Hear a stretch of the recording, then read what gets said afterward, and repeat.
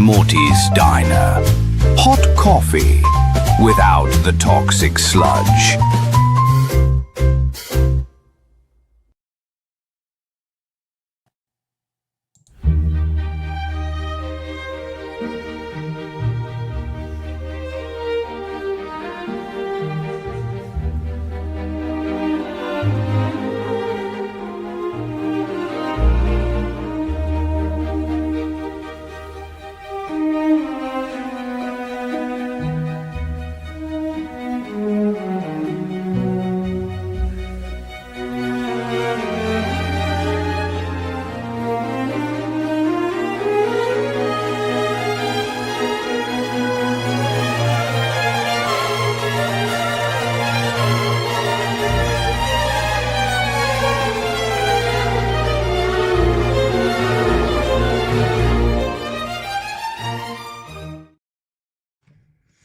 And good evening. Hey, everybody. So tonight is not whale music. Tonight is Jonathan Quayle Higgins III, and the topic is the watches of James Bond 007. And hello, Higgins, are you there? Hey, hello. Hey, fantastic. Okay, great. All right. Well, how you doing? I'm doing good, but I'm having a little bit of audio problems because the audio is on my computer and I'm talking to you through my mic. Let me check if Well, it I sounds can. excellent. The sound is excellent. That's good to hear. Excellent. One thing. Yeah. Let me change the speaker so that I hear us via the microphone. Yeah. Now it's better. Yeah. Now it's Great. working. Okay. So we can get started anytime you'd like to get into the topic. And I'm certainly huge fan of James Bond, and we've talked about it quite a number of times. And you're a bigger fan, though. You're a collector. So. Yeah, not only a collector. I'm the guy. I'm that guy. So I would claim myself being an expert on Bond watches.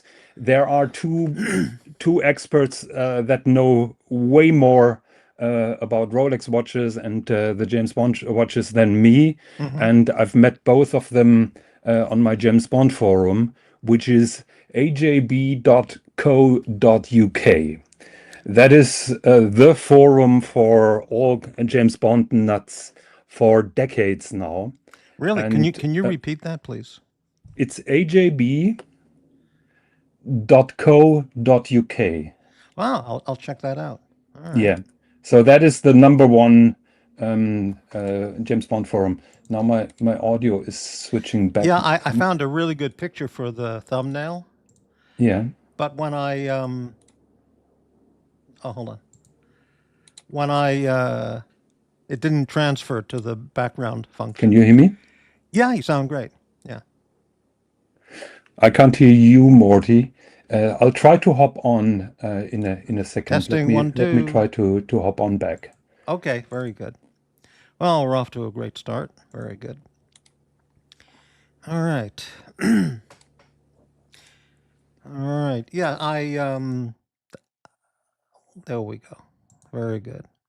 Yeah, that's Roger Moore, the picture. I didn't size it properly.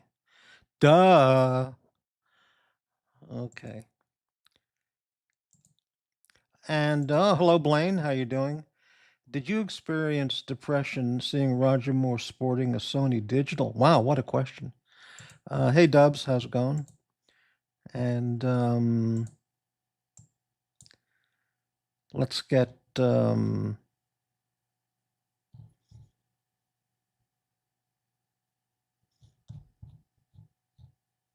okay, Higgins is back. Let's hang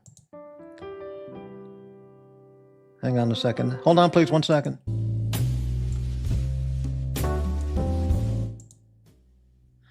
And let's welcome back Higgins. Are you there? Yeah, thank you. I think it's better to use Google Chrome instead of Safari. I think Safari is still having issues with StreamYard. Yeah. And we got a question for you right off from Blaine. Did you experience depression seeing Roger Moore sporting a Sony Digital? Um, does he mean a Seiko digital watch? I don't know. He's saying a Yeah, Sony I don't know. Digital. Sony Do you mean Seiko, Blaine? Well, he was sporting Seiko digitals, and what you have to keep in mind, I'm born 1964. I grew up with Roger Moore being Bond, and Right. the first Bond movie that I saw was The Spy Who Loved Me. Yeah, he meant which, Seiko. Yeah. which was the first movie that he featured Seiko, Uh-huh. and Seiko for me for a very long time was the watch to achieve. So I didn't have problems with digital watches. You have to keep in mind when Spy Who Loved Me was 1977, so I was 13 when I saw it. Back then, watches with traditional hands were grandfather watches. Spy and Who watches- Loved Me, was that the one with I forgot her name. The ice skating blonde girl? No, that was Lynn Holly Johnson. That was Yeah. For Your Eyes Only. For that Your Eyes came Only. later. Right. Okay, got Yeah. it. So Spy Who Loved Me was with Mrs. Ringo Starr, with Barbara Bach. Pamela Bach. Barbara. Barbara Bach, right, my Mm-hmm. mistake. Yeah. By the way, let me just I prepared a Roger Moore photo, but it didn't transfer properly, as you can Yeah, see. ugly tie. Yeah, well, I mean, but it's a really nice picture otherwise. Yeah, So absolutely. Yeah. I So didn't prepare the time limit. I didn't get it done in time. Mm-hmm. But anyway, okay, very good. so coming back to me being an expert on James Bond watches, just like I said, there are two or three experts that are further than me, and both you can see on ajb.co.uk, which is the James Bond webpage, and there is one guy who calls himself Donald Grant, who is an ex-military, very deep into Rolex watches. He did a lot of research in Bond watches, has a broad knowledge. And the other guy is my friend ASP 9mm, also from the UK. ASP 9mm is actually that is a gun that he fancies. I'm always mocking him because of that. So he's an ex-military. He used to work for Rolex. His wife used to work for Omega. ASP 9mm has deep connections into the production team. For example, he knows Sean Connery's brother, Neil. Much of the research that we probably talk about, that damn Gruen watch that is supposed to be on Connery's wrist. Of course, the first thing that my friend did was to approach Neil Connery and ask what is that all about? Do you remember such a watch on your brother's wrist? Is that a family thing? So no information could be gathered there, but you get an idea how deep our research was. It's not just shallow researching articles on the internet and going with it, which is unfortunately the case with the Gruen watch. Right. By the way, not to be picky, but you spelled the name Jonathan wrong on your thumbnail. Oh, okay. Yeah. Thanks for Yeah. telling me. I typed that quick. 1 second. Right. Let me try if I can. Well, you got the name wrong. I transferred the photo wrong. So Okay. very good. So 1 second. Let me All right. edit name. John. Soon as you take care of that, I'll start off with the first question. Yes. Okay. There you go. Great. I fixed it. Okay. In the Ian Fleming books, before the movies ever started, did the author ever indicate James Bond wearing any kind of watch? Yes. So there are two mentions. One is, if I remember correctly, in Goldfinger, where Bond is thinking about getting a new watch because the other one was broken, and that he decides, or he's talking to himself that, of course, he will get a Rolex. The stronger information about the literature Bond is in On Her Majesty's Secret Service, in the novel where he's being trapped in Blofeld's hideaway, and Fleming is talking about Bond looking at the luminous numerals of his Rolex, and he's thinking about using that particular Rolex, as a knuckle duster to knock out some of Blofeld's henchmen. Now, that would have been written in the 1950s?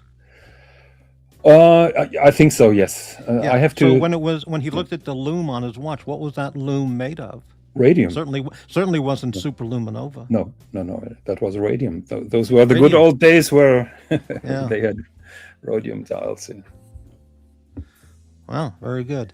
That is actually another point of discussion, and probably you can identify true expert by what they say when they don't know, because actually we don't really know which watch Fleming meant when he described this particular watch.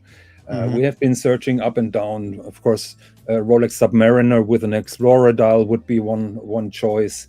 Early Explorers would be a choice. We searched up and down. There is a painting showing Ian Fleming wearing a two-tone watch, which is probably a Rolex. We know that Fleming wore a 1016 in private, but there is no definitive identification of this particular watch, because Fleming didn't tell us. And Fleming had a couple of watches in his possession, so the fact that he owned an Explorer 1016 doesn't necessarily mean that it was a 1016 that he was talking about. Do you have a 1016 in your collection? No, unfortunately not. I missed the boat when Rolex shifted to the newer model with the glossy dial and the white gold surrounds, and I just missed the boat to get one of those old 1016s. The 1016 Explorer is one of the longest running watches in Rolex's product portfolio. So I missed that and never really went back. Right. Let me see. I think we got this. There we go. Okay. Yep. Very good. We still don't see the watch. No, it didn't show up in the picture. Okay. But anyway, okay. So do you want to start with the first Bond film? Or let me ask you this overall question. How many watches in all the James Bond movies do you think he wore?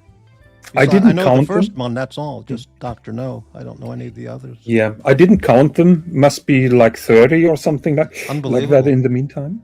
Yeah. So sometimes he's wearing two watches, and then there is a confusion between the main actor's private watch and the official watch. You have to keep in mind that there is one case where you can see press photos of Roger Moore wearing a watch in Live and Let Die, and this was obviously his private watch, and that was a Tissot watch.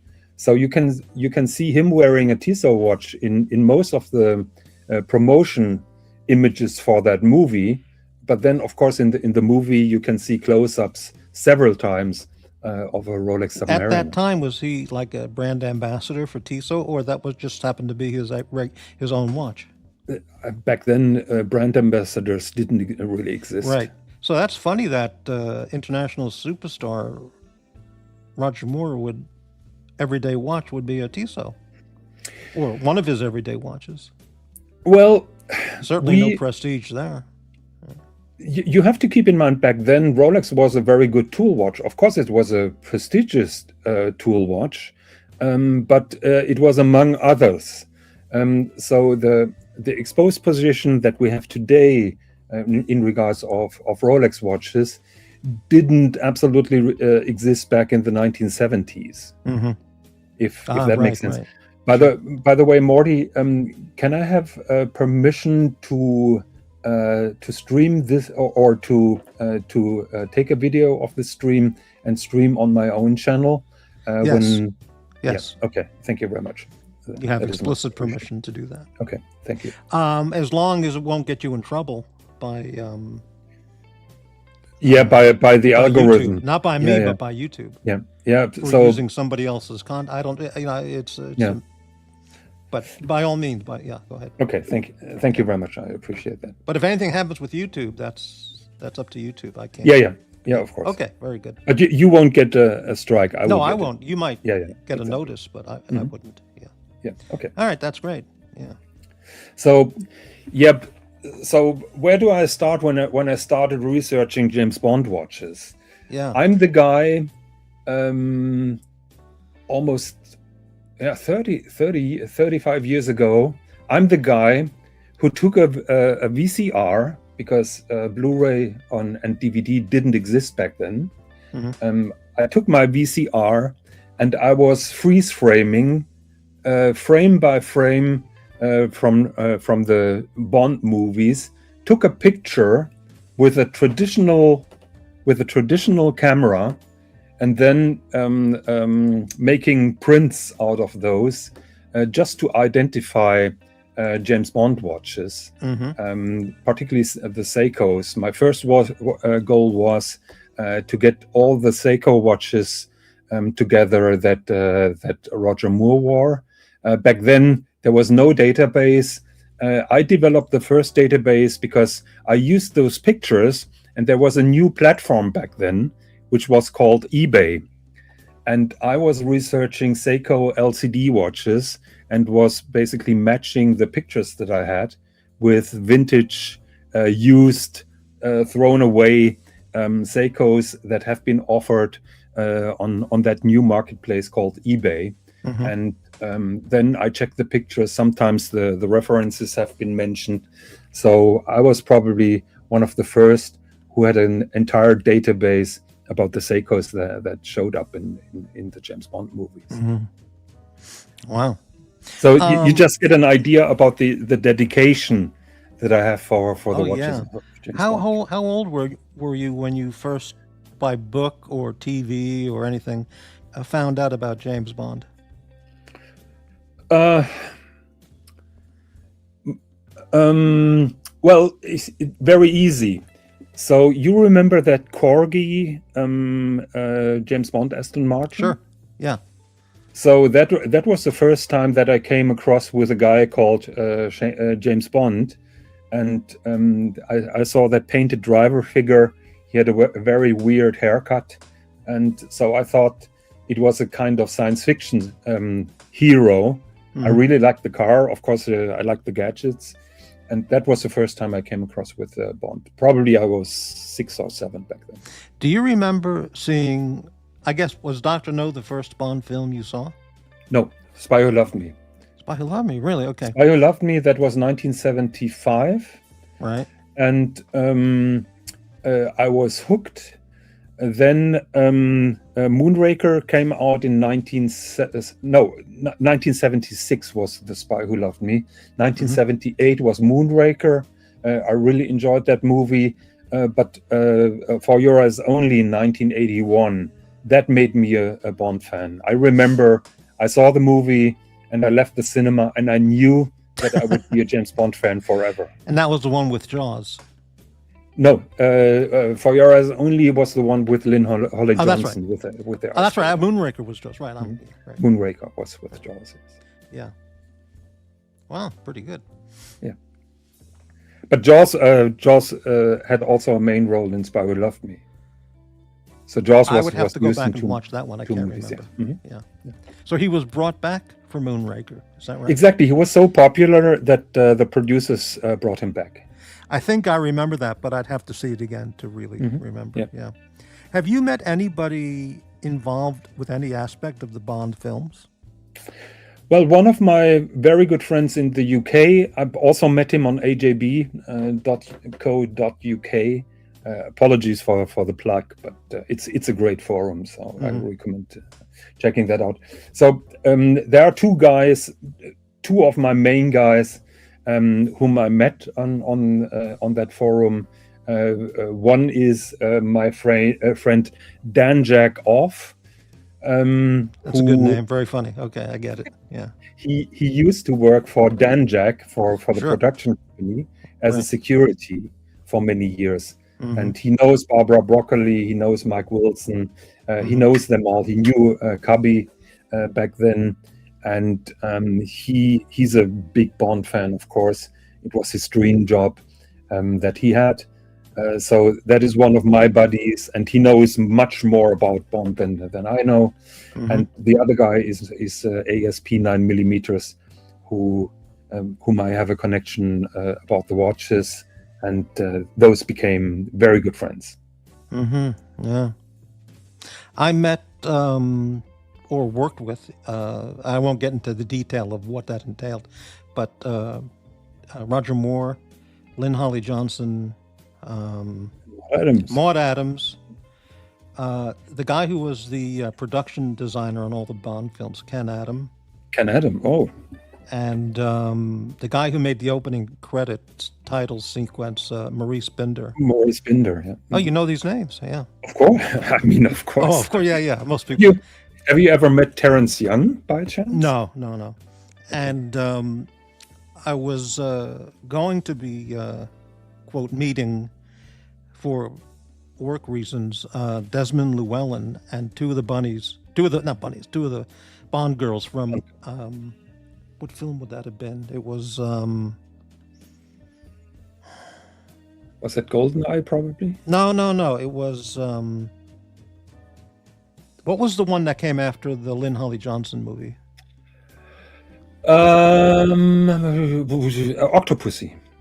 For Octopussy, that was it. Yeah. That was and Maud Adams. The schedule changed, so I didn't get to meet him. So it was Maud Adams then and Tanya Roberts. I always liked Tanya Roberts. Yeah. Oh, beautiful woman. I never watched Charlie's Angels, but I liked her of all the girls.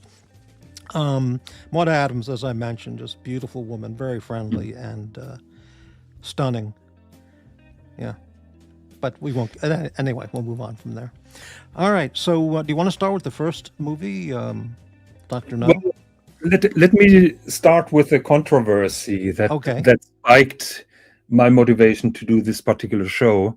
By the way, I'm trying to get my friend ASP 9mm on my own show. Oh, great! Future point of time, but he has a family issue at the moment. He never was live on air, and I'm not sure if it's a good idea because he tends to poke fun of me personally. So probably this will be embarrassing for me. Yeah, I remember. After I stopped being with Lynn Holly Johnson, I didn't ask her if I could get a picture with her, which I should have. Everything now is, let's take a selfie, and that wasn't a thing back then. So I didn't get a picture with her, but I asked her for an autograph, so she autographed a photo. But I regret not getting a photo with her because she was so nice and so pretty and just, But anyway, yeah. Hello, System. System of a Clown is here expecting whale content. But no, we have actual content tonight. We have content tonight. So Morty, do you have a chance to pull up AJB? No, but you're not registered there, so you can't pull up articles. So I'll summarize 3 of the controversies which we have researched on AJB to very deep depth. One is the Rolex that the Bond from the books is wearing. I already said that. Many say it's an Explorer. Many say it's a Submariner. Fact is, and all 3 of us say we don't know. And I think that says a lot when people admit we don't know instead of somebody just saying I know. And there is one guy in the US. His name is Del Deaton. He runs a webpage called James Bond Watches, and he's a self-proclaimed James Bond expert. Matter of fact is, before he started this web page, he was constantly emailing me and asked what is that watching in that Timothy Dalton movie and so on. So and he went rogue against everybody on AJB, and so then he started publishing articles which are basically fake news. The problem is when you run a web page called jamesbondwatches.com, everybody's research is there, and everybody who makes a video on YouTube about Bond watches then takes that information as gospel, and that is basically then a self-repeating thing. We are very annoyed by that. We didn't really bother to fight against it because we know what we know, and we know what Del Deaton doesn't know. Right. By the way, I just remembered Christopher Lee also. I spent quite a bit of time with him, and one of the most interesting people I've ever met. Just extraordinary life that he had. Just amazing, yeah. Definitely. To reply to Blaine Cole's question, my favorite Bond villain is Telly Savalas, playing Blofeld on Her Majesty's Secret Service. I think he did a fantastic job. Wow, I would have to watch. That's the one with Diana Rigg? Yes. Yeah, I would have to see that again. I barely remember it. I would just say Goldfinger. I mean, that movie had everything. I mean, Goldfinger. And I also really like Louis Jourdan in Octopussy. Yeah, I mean, he was so deliciously evil, And I mean, yeah.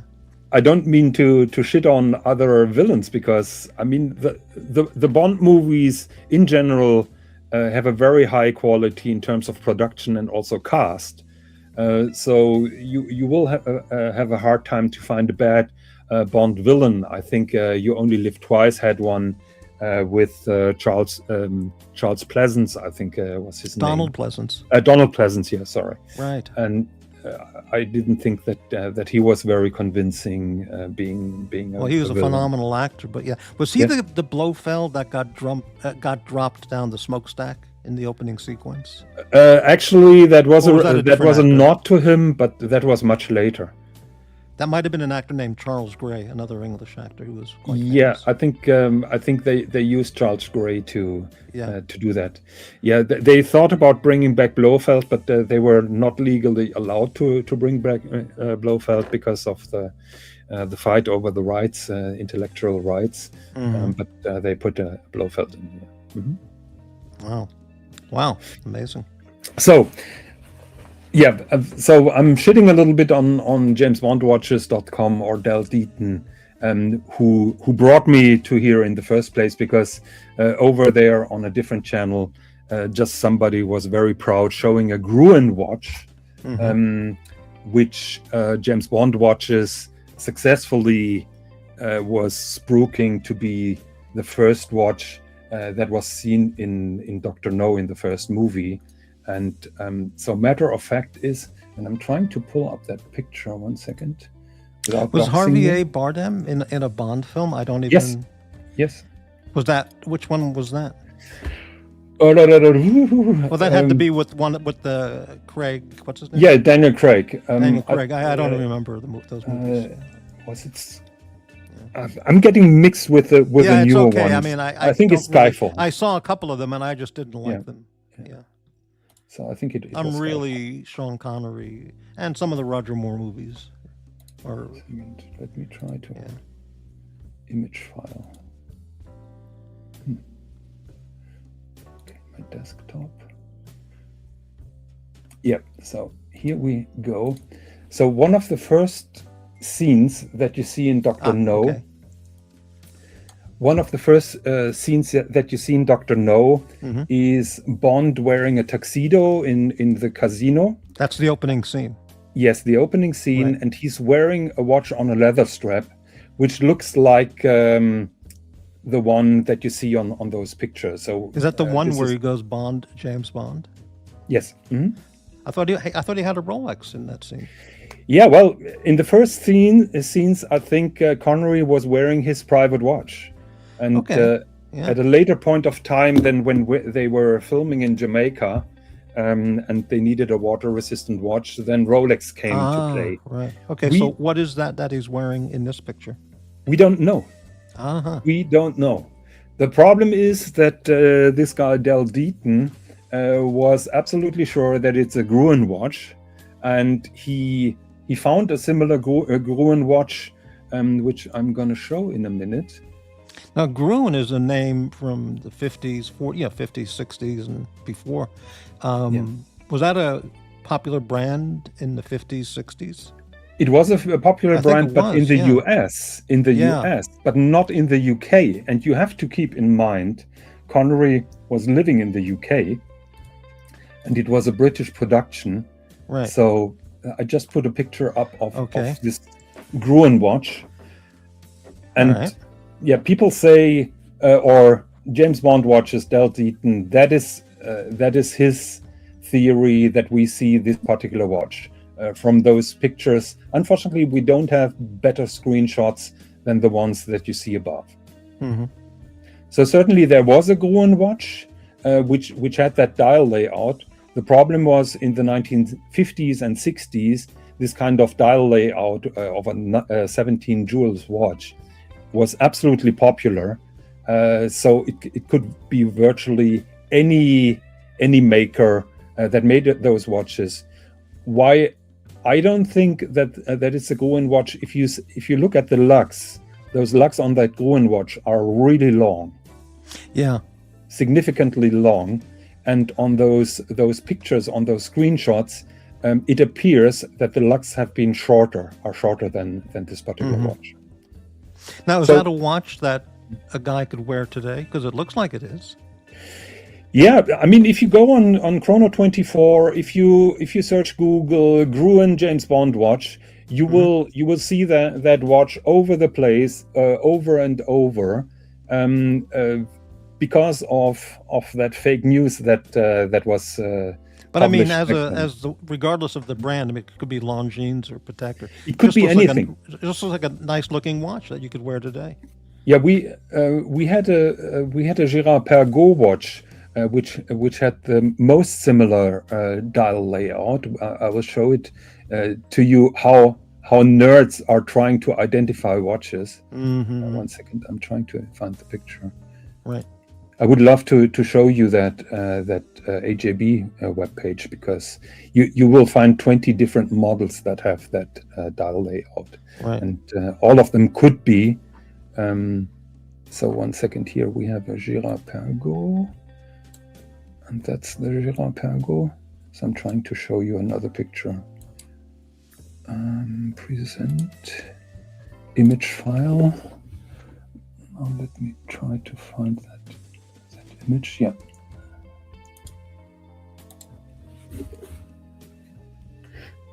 Can you pull up that file? So this is another picture of Sean Connery's wrist.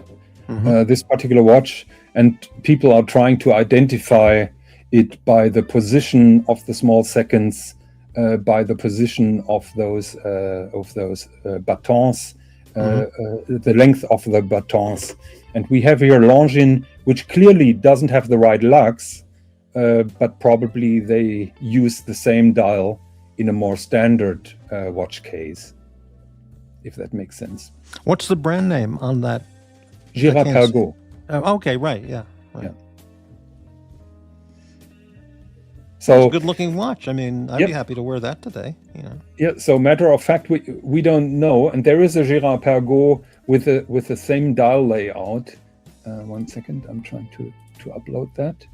So it could be that one, but as a matter of fact, we don't know. But I would be very careful to say that it was a Gruen watch. Can you pull up that Girard Perregaux that I have? Because that has different lugs. Right. Oh, look at that. It's very nice. That has the standard lugs now. So it could be that one. We don't know. It's a great looking watch. Yeah, absolutely. I would definitely wear that. I never said it's a bad looking watch. But No, but I'm saying it's a really nice looking watch. But it definitely looks vintage, old. Yeah.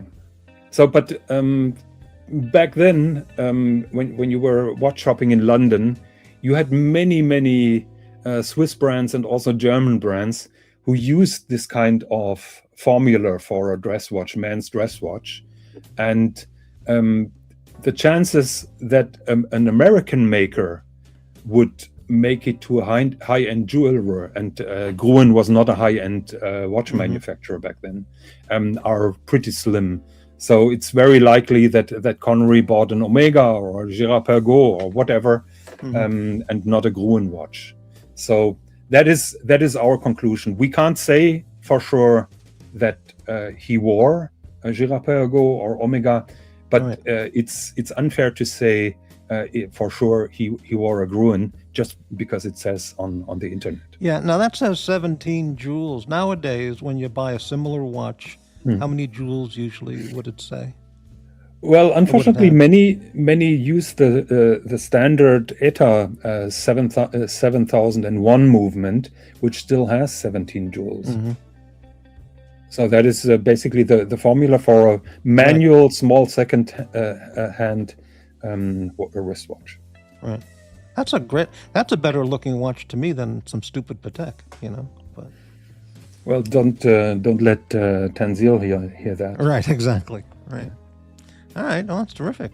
Yeah. So, yeah, and that was the controversy that was sparked on the different channel, because this guy Chris, he now restored the fucked up Submariner that he bought from Ocean, and now the dial is repainted, which doesn't bear any collector's value.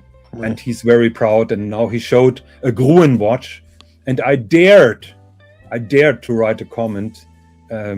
Chris is wrong in saying that this is a James Bond, a Sean Connery watch, and then everything blew in my face.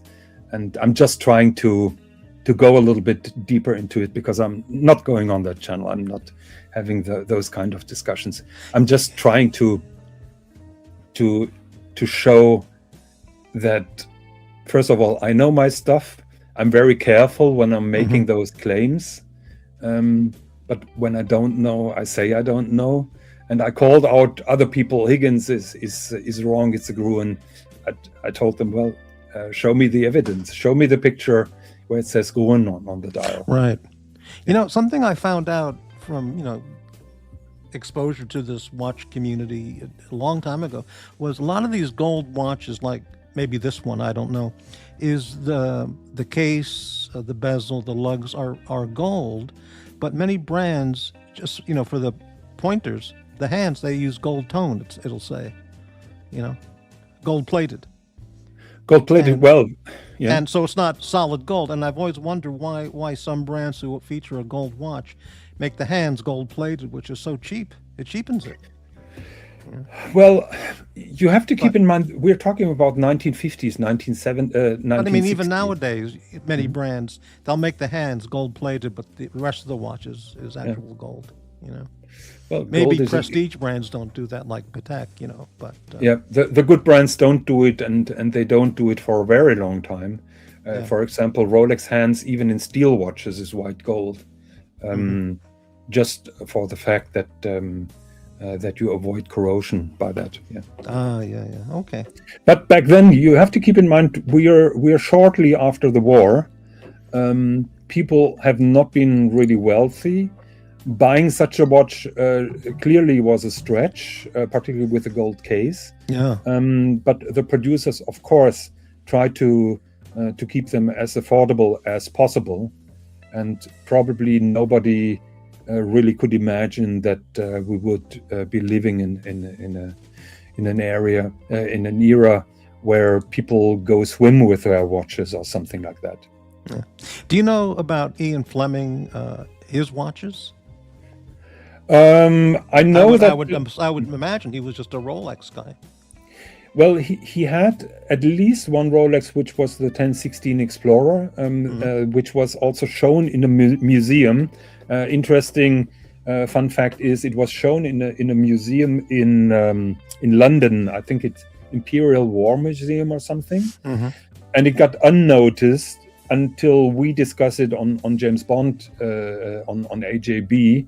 And then all of a sudden, Del Deaton from James Bond watches then made a big story out of it, that he discovered Fleming's own watch while that watch was on exhibition for already 2 years with a big label on, this is Ian Fleming's personal watch, and so on. So he claims a lot of first to be discovered or first of, he's not. So, well, this picture that we're showing right now of the GP, what kind of price would that be to buy one? What do you today? Yeah. So I think depending a little bit on the condition, between 2,500 and 5,000 euros. I would rather have that than a Rolex. It's really nice looking, you know. But well, you're shifting now from the Laco Bremerhaven to. Well, I'd like that one vintage. too. But yeah, right. Yeah. But as a dress watch, I mean that's just perfect. You know? Yeah. And at that price. Actually, but anyway, you have to keep in mind those are relatively small. So those are usually 33, 34 millimeters. Oh, then it's no good. Yeah, it's too small. Yeah. All right. Yeah, Blaine Coldis is correct. They had gold filled or gold rolled, not just gold plated, but they also tried to cut corners by not using solid gold cases. So they tried to put some gold on the cases for decorative purposes, and yeah. Just like I said, it was after the war. People were not really wealthy. Those raw materials were pretty dear. That makes total sense. Yeah, right. Yeah. So, yeah. Now we're talking about James Bond and his watches, but a whole nother category would be the villains and their watches, or the Bond girls and their, or the featured Bond girls and their watches. Yeah. You know, like Shirley Knight or Shirley Pussy. Eaton. Shirley Eaton. Yeah, or Pussy Galore, or. Well, Pussy Galore is known for wearing a Pepsi 6542. So in Goldfinger, you can see this particular watch on her wrist. So people nicknamed it. Really, I'll have to next time I watch that. I'll look for that. Yeah, well, you just can do a Google search, Pussy Galore Rolex, and you will see Honor Blackman wearing this particular watch. Don't you find it amazing that 1965 Goldfinger, 65, 66, 64, that they had a character named Pussy Galore, you know, or and they didn't remove it from the movie. They didn't give her a different name. Yeah, they just went with that, which is amazing. Well, it was an idea. I think she also featured in the novel. I think it was an idea of Ian Fleming. I don't recall 100%, but they had weird names, and you have to keep in mind that it's almost 70 years ago now.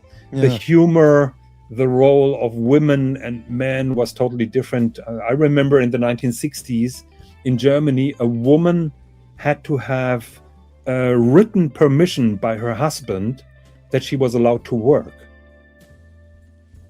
I'm not making that up. Wow. Oh, Blaine says he's having an earthquake right now in Japan. Hope you're staying safe. Hang on. Did you jump underneath a table, or what did you do, Blaine? He grabbed his Rolex and ran under the table. Probably, yeah. Honey Rider. What movie was Honey Rider? Honey Rider was in Dr. No. Dr. No, right. The famous that was Ursula Andress. Yes, but she didn't wear a watch. Ah, right. She barely wore anything. Yeah. She barely, yes. Yeah. She played a kind of hippie on the beach. That's right. Yeah. Of all the Bond featured leading women, like not the Bond girls, but the featured leading women, Diana Rigg and etc. Who would you have most liked to have met for a nice dinner at a traditional German restaurant? I would say, boy, that's a tough one. I don't even know what I would say, because I met Maud Adams, and probably Diana Rigg, because she was just a phenomenal woman. So my favorite Bond girl is Claudine Auger from Okay. Thunderball. Yeah. She was Miss World before she got the role. Yeah. But I wouldn't look down on Monica Bellucci, for example. Right. Played Right. in a more recent Bond movie. Also, I think I'm having a brain fart right now. What is the name of the last actress? Oh, I don't remember The I saw the French- last movie. I don't even remember it. They Yeah. just didn't. The Craig. What's his name? I always forget his Daniel name. Craig, Nelson. yeah. Mhm. What's his name? Daniel Nelson? Craig. Yeah. Daniel No, Craig. Daniel yeah. Craig. Craig Nelson. He's another actor. Yeah. I never got into his movies at all. You know. Yeah. Well, I'm just into the older Bond films. So. yeah. Mm-hmm. All right. So, do you want to start with Dr. No? So he was wearing that watch that you showed before. So yeah, that is a kind of unofficial Bond watch. Just like I said, we don't know which brand it was, Right. but for sure we know that he wore a Rolex Submariner with a big crown on a leather strap, on a crocodile leather strap, Mm-hmm. and we don't exactly know where that watch came from. There are different stories. One story is it was Cubby Broccoli's personal watch. Mm-hmm. Another story is that it was Terence Young's personal watch. Terence Young was the director back then, Right. but he basically taught Connery how Bond would dress, how Bond would behave, how Bond's lifestyle would be. Terence Young actually was a kind of James Bond man. And so, of course, one lead goes to Terence Young.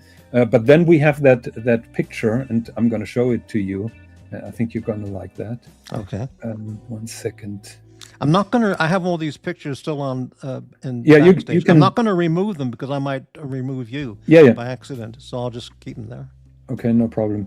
Yeah. No, 1 second. I'm trying to get this picture up. Present image file. Where is that picture? Oh shit! It doesn't open, so I have to take a screenshot.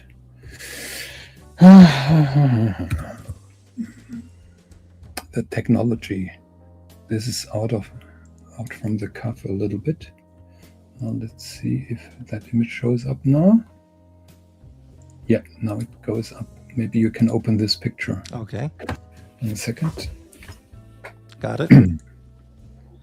Ooh, yeah. Okay. Hey, you like that? So that's Ursula Andress. That is Ursula Andress in Dr. Dr. No. No. Yeah.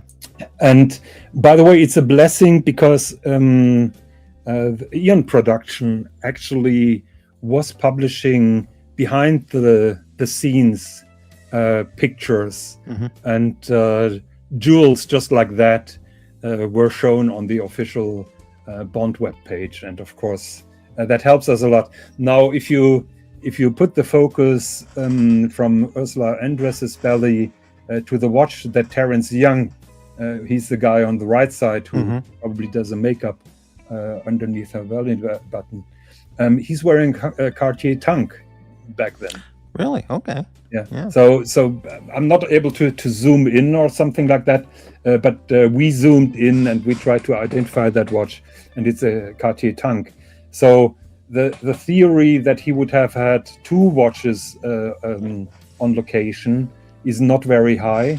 And by the way, my friend ASP 9mm approached the family of Terence Young if they found any Rolex watches, or if they knew that Young had any Rolex watch that was used in Dr. No, just to get to the bottom of this, but no further information. So, but be assured, we did everything. We talked to cast and crew members. We talked to costume designers. We talked to people who were shooting, and nobody really knows where that Rolex Submariner came from. We know that Connery didn't like metal bracelet watches. He despised them, particularly in hot weather. So probably it was his initiative why that Rolex doesn't have a metal bracelet but a leather bracelet. But again, we only know what kind of watch he wore, but we don't know where that watch came from. By the way, Terence Young's family for a very long time believed that they have the original Dr. No Rolex Submariner. But when my friend approached them, they found out that it was a 6536. The correct watch is a 6538 because it has a big crown. So the Terence Young family owns a Rolex Submariner on a leather strap, but it has the small crown. So, do you know, was there ever a Roger Moore or Sean Connery estate auction at Sotheby's or anything like that, which may have included watches? Yes and no. So the Roger Moore estate has been auctioned off a couple of years ago, including his private wallet with credit cards and stuff like that. But no watches, skis, and all kind of wardrobe, furniture, everything went to auction, but not James Bond related watches. I think some cheap watches were sold, but nothing really of significance. The other actors, Sean Connery, I'm not aware that there was an auction of his estate. Sometimes there's a video on YouTube of Sean Connery, pretty soon before he passed away, and he's in New York City. He's walking down a street in New York City, probably going back to his hotel, and he's with someone, probably his I don't think bodyguard, I think a caretaker kind of person. Someone helping him. I remember that picture. Yeah, and he was obviously in his 80s, and he was not strong. He was. I don't want to say feeble, but he was definitely an old man. Yeah, Connery. It was shocking to see that, because that's not the image we've ever seen of Sean Connery. Yeah, many Bond fans were shocked when they saw that picture. What you have to keep in mind is Connery lived a very simple lifestyle in his America days. So probably he just didn't properly shave or shower or whatever. We don't know why he looked that horrible on that picture, but maybe it was the beginning of his decline of health. Yeah, right. So, but it was a shocking picture. I remember. Yeah, right. Yeah, like today. Well, I'm enjoying this Ursula Andress Terence Young photo. This is I'm pretty sure. But I want to distract you with the picture that Sean Connery wore. There are plenty of pictures available. There we go. Of this particular watch. It's a Rolex Submariner 6538 with a big crown. You can see the big crown here. You can also see the leather strap, which was unusual. And you have to keep in mind, he didn't wear this particular watch in the casino scenes, because back then, early 1960s, it was regarded as a faux pas to wear a sports watch together with a tuxedo in the casino. Right. He wore a tuxedo. So knowing Terence Young a little bit and how dedicated he was regarding Bond's dressing style, it is unthinkable that he would have worn this particular Submariner in the casino scenes. Right. Have you ever worn a hat like that? No. That old style hat that every man used to wear back then. My father used to wear a hat, and I have some resemblance to his face. I never found a hat that really looked good on me. Well, I really like those hats, but it stopped. It went out of fashion in the 60s. Everyone stopped. Everybody wore them, and then they stopped. But Connery continued wearing the big crown until, we can see it even in Thunderball, if I remember correctly. So for 4 years, that watch showed up, and Eon Production actually started to credit Rolex watch. So at the end of a movie, you can see the end titles, and at a certain point, Eon Production thanked Rolex for their Rolex UK for their support. So we don't know what the support was, but certainly Rolex had a play. Rolex is on the record of saying we never paid for product placement back then. So Yeah, maybe there was product from placement Rolex. became an incredible aspect of making films later on. And in what was the one? Was it Moonraker, where they're on a tram, a ski tram, going up a mountain side on one of those lifts? And they were in Brazil, maybe. Yeah, was a- yeah. That is Moonraker. Okay, there's a with a gondola. gigantic during that scene. There's a gigantic, 7-Up, drink 7-Up billboard. Yeah, actually, when they're going down, or when they are loaded in an ambulance, there were big posters of Seiko advertisement. Yes. Yeah, I mean, it was the most blatant Very product funny. placement imaginable I've ever seen. Just gigantic, filling up the screen, 7-Up billboard right behind the action scene on the Skytram, lift. Yeah, amazing. Yeah, those are the sins of the 1980s. You have to keep in mind, Moonraker cost a lot of money to produce. Yeah, right. And they probably increased the financial support Oh, that absolutely. they Yeah, received from Seiko. I remember there's one scene. I don't remember which movie. Bond is getting a bottle of champagne out of a silver bucket, ice bucket, whatever, and the girl says, "Dom Perignon," and he goes, "No, Bollinger," Yeah. something like that. Pure product placement. It was unbelievable. Yeah. Totally, yeah. I have an old brochure in my collection, which spooks the Seiko James Bond Octopussy collection. Mm-hmm. So they made an entire collection for the movie. Actually, the Bond girl Maud Adams wears one. You can see that, and in the deleted scene, you can see Roger Moore wearing a different one than the official watch. And so yeah, those nuggets are very rare today, but certainly they use the Bond connection, just like today. Omega with James Bond's watch is no big difference. Mm-hmm. Yeah. So this is Dr. No, this picture right here. Yeah. Mhm. Yeah. Yeah, and later on he checks the watch with the Geiger counter. Not sure if you remember that. And you can see clearly when he's on see the island. Yes, when he's going to the island, I think he's checking his watch on the boat before they go on the island. Really, I don't remember that, but Yeah. okay, yeah. And he checks it with a Geiger counter because their plan is to check the island of radiation. So Right. he's having a Geiger counter with him, and he checks if it functions before they go to the island. Dr. No had that scene where he's waiting in the room for the guy to come in, and the geologist, and the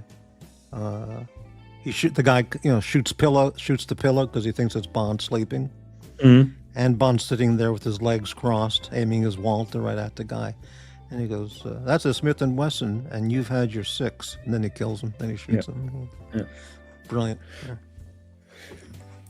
Yeah, so I think Dr. No is very underrated. Actually, there is a tremendous production quality because that was really done on location in Jamaica. Yeah.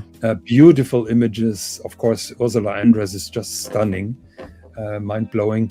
So keeping in mind the fact that it was an expensive production back then, but a relatively cheap production by James Bond standards. Right. It's really mind blowing.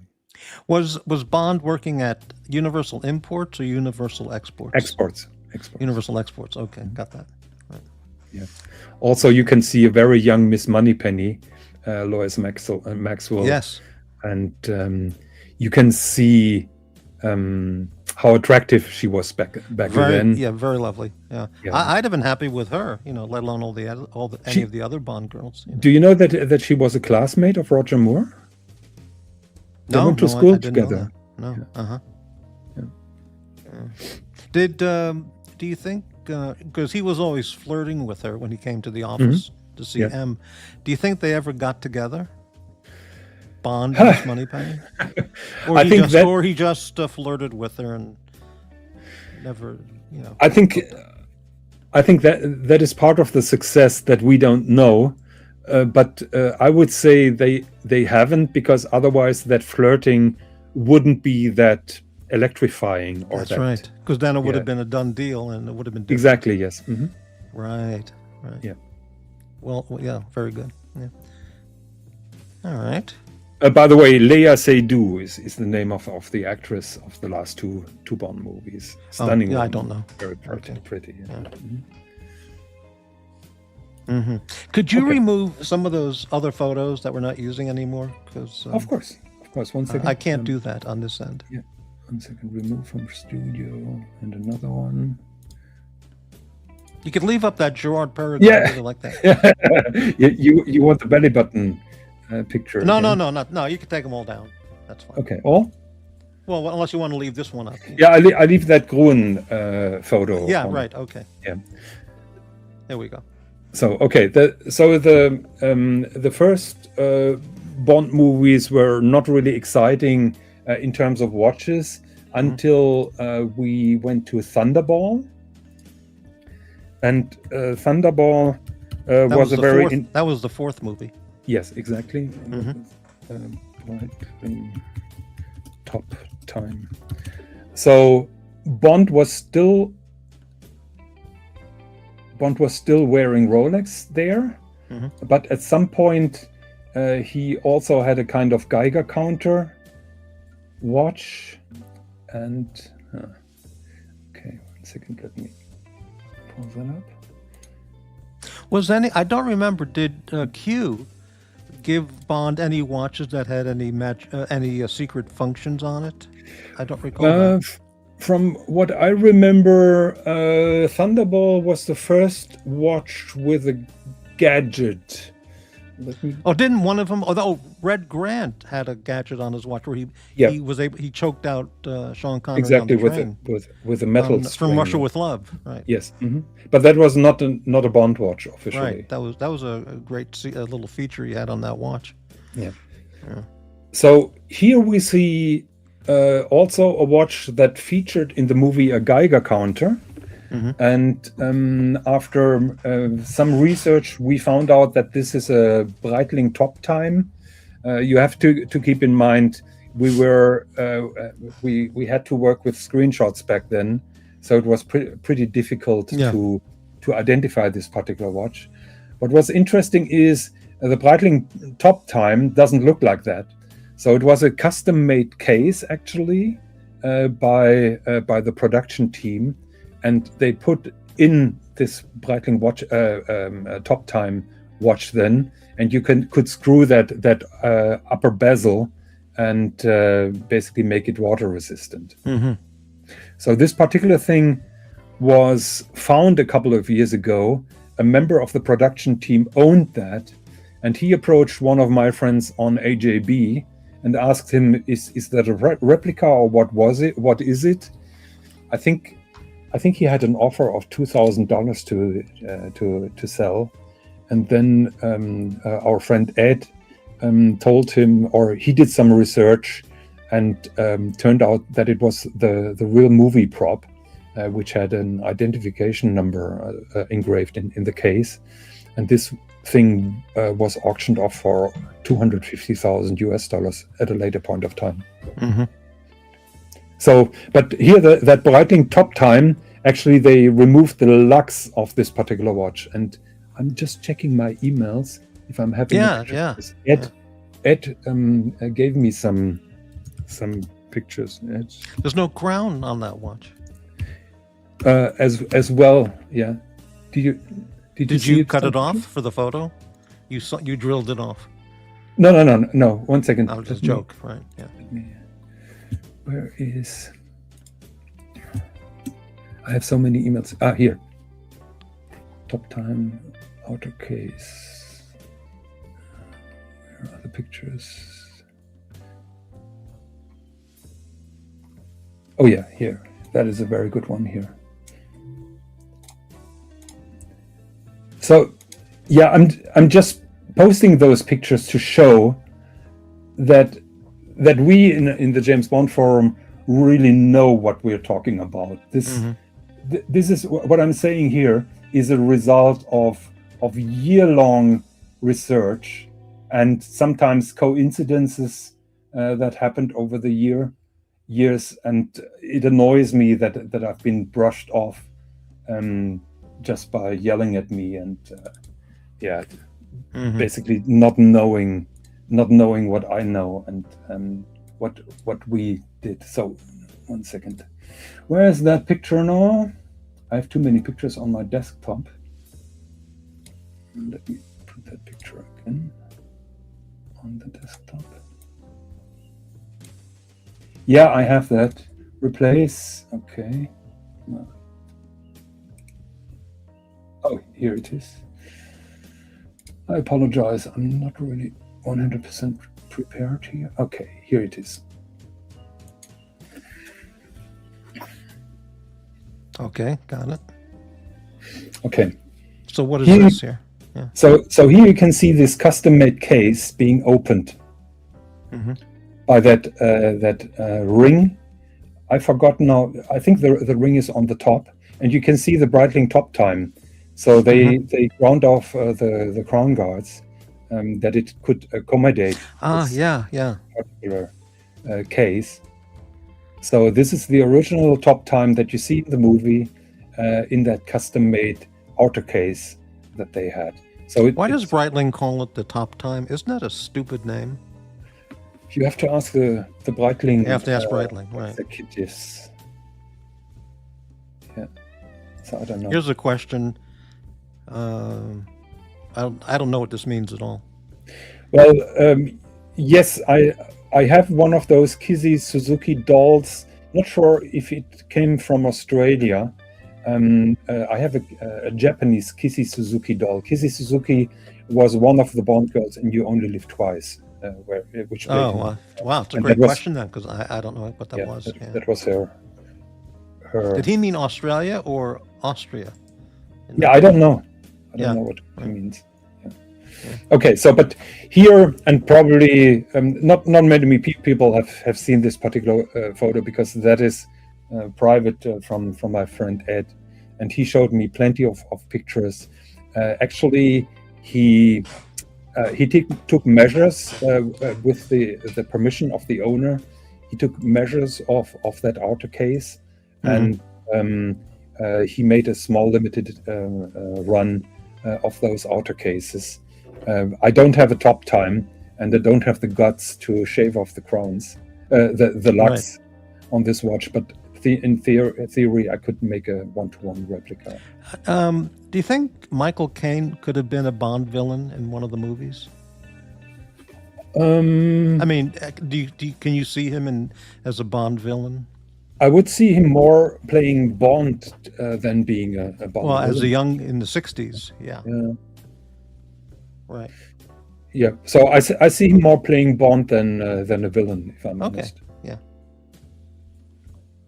I don't know why I thought of that, but I did. Yeah. Well, yeah. Feel free to think what you want. Can you take the other one, the other picture of the Breitling top time? Remove that one? Yeah, remove that one, and yeah. So that is the end result. Oh, I see. Okay. So if you look closely, you can see the knurling here on that ring. Yeah, right. So, and you may ask why there is a hole in that case. Why is there a hole in the case? It's very easy, because that case is really water resistant, and you couldn't pop out the watch anymore without that hole. So, yeah. But that's the one, and if I remember correctly, there are screenshots that show this particular casing with this particular hole as well. Right. So that is the first time that we have an identification of a different watch than Rolex on Connery's wrist. Did any of the Bond actors ever wear in the movie a Hulk? You know that No, stupid not a looking Hulk. green watch, a Hulk? No. I'm glad for that, because what a stupid looking watch. The Hulk, I agree with you. I hate the Hulk with a passion. It looks so fucking ugly. It's unbelievable. Yeah, I really hate it with a passion. Right. Unfortunately, two of my friends, against my advice, bought one, and of course they are rubbing it under my nose that Hulk is one of the watches that really gained a lot of value and are still very expensive too. Well, it might have value, but it's ugly as fuck, in my opinion. I totally agree with you. Yeah. So yeah, no, the Hulk came out in a time period where Bond was already wearing Omega. Yeah, right. What prompted whatever movie that was, where Bond? I remember the movie. He was on a train, and the girl said to him, "Rolex," and he goes, "No, Omega." Yeah, that was not the first appearance. The first appearance was in GoldenEye with Pierce Brosnan. So that was Pierce Brosnan. Yeah. What do you know, the behind-the-scene machinations of how he went from wearing a Rolex to an Omega? Was it pure product? Omega company giving him a bundle of cash to get it in the movie? There are two versions. So the first version is that the costume designer back then said, we have a more modern Bond, because that was the first movie of Pierce Brosnan, and she wanted to break a little bit with the formula of the traditional Bond wardrobe. So Brosnan went to Brioni from Anthony Sinclair, the old Bond Street. What is the Savile Row suits? So they went to Brioni and to give him a little bit of a more modern appearance. And she said that she chose Omega to be the alternative, more modern alternative to the traditional Rolex Submariner. Yeah. Interesting fact is the Omega Seamaster Professional back then. By the way, it was a quartz watch that he wore in GoldenEye. It was a brand new watch, and in fact, it was a very modern watch when you compare it to the Rolex Submariner, that still had a very simple bracelet, for example, a very simple click function for the bezel, and so on. So Omega really modernized that watch with that Seamaster Professional Diver 300. And also Jean-Claude Biver, who was one of the managers back then at Omega, he approached Eon Production, and the first product placement deal was done by a tremendous sum of money. So we never know if the costume designer pushed that story a little bit into the direction of Omega, or if it's true. Truth is, there was a lot of money involved in getting Omega as Bond's watch of choice. Right. You're familiar with Lotte Lenya? Yes.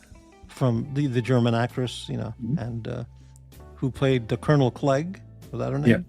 Yeah. In Doctor No, she had the big fight scene at the end with her shoe, James Bond. Fantastic. The poisonous shoe. Yeah, but she was really she really admired that beautiful Russian agent who she assigned to the case. Yeah.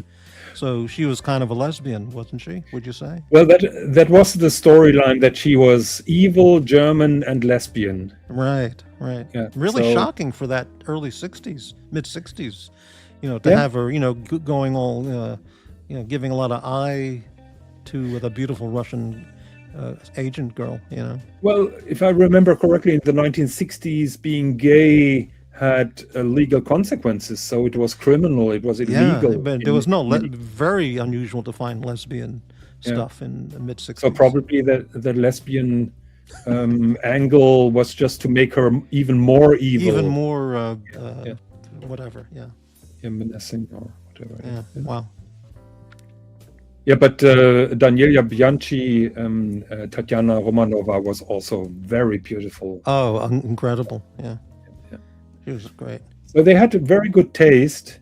Um, my my friend who worked for the production company, he told me that there is an entire archive of casting videos and photos where most of the Bond girls were less dressed than how we could see them in the movies. Of course, he's a gentleman, so he kept that to himself. Didn't distribute, but it certainly was a different time, and they probably were using their power, their big one. Yeah. Blaine says that was a magnitude 7 earthquake. Oh, that was big. Wow. Any damage in your building, Well, Blaine? Yeah, we'll find out. But Japan has earthquakes frequently. I was there Yeah. when there were some as well, and it's just, yeah, it's part of that area. It just Yeah, happens. it's terrifying. Yeah. Do you think Sean Connery or Roger Moore ever had dalliances with any of the actresses in the movies? Phew. I mean, it would be hard to resist, but then again, these guys were professional in their work, and they're not going to go fucking up. And you have an entire production team around you, Yeah. day and night. So I don't know. I think most of the actors back then were married. Oh which yeah. doesn't Well, a lot of necessarily people mean were, doing each other, even though they were working together. But I think they were so into the movie, getting it done properly, and that I doubt that was going on. But I wouldn't be surprised. that's my impression. Yeah. I wouldn't be surprised if some higher ranks in the production team probably took benefit some of the very young actresses that they had, and you have to keep in mind, most of the actresses were absolutely stunning, but not really well established, with the exception of Honor Blackman, maybe, and Diana. That's her name. I forgot her name. Honor Blackman, right? Yeah. So probably they tried. How successful they have been, I don't know. But I know that Maurice Binder, for example, who did all those title sequences with the naked girls, he was a pretty creepy guy from what I'm hearing. That's very interesting. Yeah. And he took great pleasure of using massive amounts of silicone for the pubic hair of the girls, because when you see those silhouettes of the girls, of the naked girls, pubic hair shouldn't show up. So he made himself very sure that no pubic hair was. Wow, that's dedication to work. To absolutely. To perfection there. Yeah, but behind the lines, I'm hearing that he was pretty creepy, Really? and he was also a very last minute worker. So he didn't have his short clips ready when there was the D-Day, when it was closing time. So he was always on the last minute, and everybody was waiting for him to come up with those things. So those were last minute productions, and it's amazing how well they still are looked at.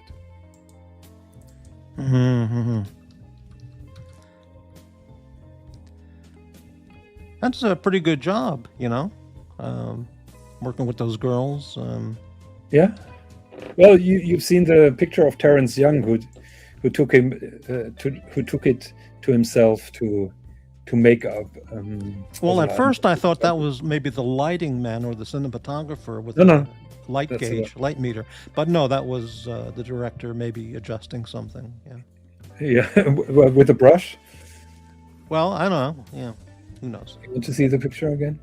Yeah. Well, maybe he was Just for shining up scientific. the belt buckle on her bikini or something. Yes. So just for scientific purposes, should I put that up again? Yeah. Okay. Yeah.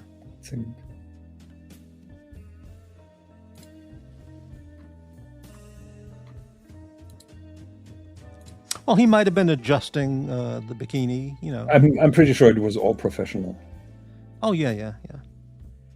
He's got something in his hand. Maybe he's polishing the buckle, or he's applying I think form he's of applying makeup makeup or or something. Or maybe he's putting something on the buckle so it doesn't shine as much. Could be, yes. Yeah, could be. Because it's distracting. It's just shining too much. So I mean, you can see two professionals at work. correct, right? And that a director would do that. They would notice those details. And Yeah, not sure if he would go that far to lay hands on himself. But then we have to keep in mind he's doing something with the bikini buckle or something. Yeah. So, but we're talking about a relatively low production, low cost production back then. Right, so right. They didn't have somebody to And that was the first movie, so it was still the future was unknown how big a hit it would become. Yeah. So, right. Okay. Yeah. Okay. So, what does this mean, espresso? Justice for the. What does that mean, espresso? No idea.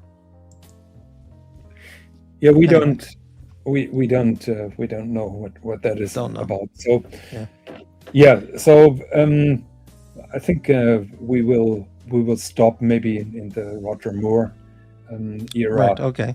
Continue this kind of conversation later.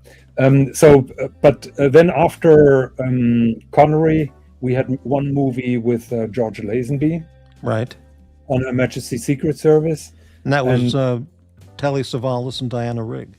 Yes, exactly. Right. Yes, and he had a 5513 Submariner on the wrist, and then later a very early Rolex Cosmograph, which I've been offered at the beginning of my Bond collecting thing, and I couldn't afford it, so I had to decline. And later on, exactly that watch was then auctioned off for quite some money. So I should have picked that up. Yeah, Blaine says, what did you think, if anything, of the Bond spin-offs? For example, Our Man Flint, Matt Helm, or my favorite, Goldsinger. I don't know about what that one is. Goldsinger. I like those movies. I saw all the Our Man Flint. There were two of them. Matt Helm had two or three, and those are popular films. I remember seeing those. I liked them. Yeah. Our Man Flint was a lot of humor in those two films. It was very good. Yeah. 1 second, I'm trying to find a picture.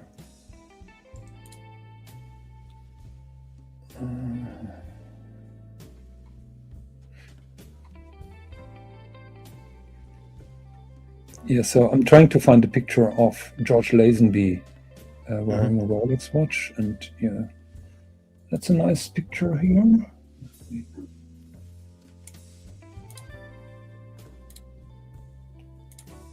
second. Okay, open. Okay. Right. Okay, so here you can see George Lazenby playing James Bond, marrying Diana Rigg. She doesn't look good in that picture. It's not a good picture for her. Yeah, that's true. Yeah, but we are here for the Rolex watches. Correct. Right. For that. But just saying, yeah. Mm-hmm. So he's wearing. What exactly is he wearing there? Submariner 5513. Mm-hmm. How is that different than a 1016? 1016 is an Explorer that doesn't have a bezel. Right. My mistake. So the first Rolex was a big crown 5513. 6538. Sorry, brain fart. So that had a big crown. That had also gilded, printed lettering. So the Rolex logo was printed in gold, and so there are differences to this relatively modern watch. The rumor is that Lazenby went to Sean Connery's tailor to get one of the Sean Connery's suits for the casting, and he probably also bought a Rolex in London before the casting, because he really tried to appear like Sean Connery. So. Right. Do you recall the first movie Sean Connery did when he left Bond? Was that Zardoz or I think some strange Stardust film? was it, which was a pretty awful film, but Yeah, it that was didn't together wasn't with successful. Brigitte Yeah. Bardot. So what do we see here now? So this is the Rolex chronograph that George Lazenby also wears in On Her Majesty's Secret Why does Service, that look 10 times better than a Daytona that we see nowadays? because it's an amazing watch and a collector's piece. Keep in mind, I had that screen used watch. How do I know? There was an invoice together with that watch, with that particular serial number. The James Bond production team bought that watch when they were shooting in Switzerland. So there is the name of the production team on that invoice together with the serial number. So is that called a Daytona at that time? Well, it's pre-Daytona because it doesn't say that. Okay. Because it looks a hell of a lot better than a present-day Daytona. What you don't see is here the pusher at 2 is closer to the crown than the pusher at 4. That is because they use that old Valjoux movement. Now, those watches look amazing, but I didn't buy those. Those are all manual wind chronographs. I didn't buy this particular watch because they have a lock-on crown. So you have to wind this watch up every day, but before you can wind it, you have to unlock that crown and then put it back on lock. And that was something that I've found totally impractical, and not many people really want those watches because. When did this watch transfer over to becoming the shit-looking Daytona? Well, there were several stages, but the shit-looking, I think you're referring to the present-day automatic. Daytonas, yeah. Yeah, the automatic one that looked totally different, and I agree with you. The old ones look much better. This looks really, really nice. Yeah. Actually, I've prepared a little tangent of how the automatic Rolex Daytona became like that. And there's a company called Ebel that is playing a big part in that. But that is a different story for a different time. So George Lazenby wore two watches, that 5513 Submariner that you saw in the different picture, and the chronograph in the scenes where he's trapped in that wheelhouse of that gondola, and he's timing the time that the gondola takes to go down to the valley, so he knows when he can grab the cable. The only thing I remember about that movie was maybe towards the end there was like a bobsled scene with Telly Savalas or something. Yeah. I don't remember the movie. I'd have to see it again. I really don't remember it. Yeah, there is a bobsled scene, yes. Yeah. It's also a beautiful scene, which also gives me goosebumps when Bond is trying to escape his henchman, and he's totally exhausted, sitting at that ice rink, basically waiting for them to catch him. And then Diana Rigg, as an ice skater, goes there and says, "James, and are you in trouble?" And he says, "Well, they're after me. Can you help?" And she helps him. Now, her character in the movie, was she a spy or just some woman who happened to meet Bond? Or actually, she plays the daughter of a mafia of a Corsica mafia guy. Her father is Marc-Ange Draco, who is played by the amazing Gabriele Ferzetti. That is his name, the actor's name. An absolute gentleman, and I really like that character. Adorable character. And she's the troublemaker daughter, because after her mother died, she is out of control, basically, living a kind of playboy life, going after playboys, and the first guy who is pretty reasonable that she meets is Bond, and then her father is trying to convince Bond to marry her, and he offers him $1 million. And did she know he was a spy? or did she find that out later on? Well, later on she must have found out. Later on, she found out, but she knows that her father is not a sin or a saint.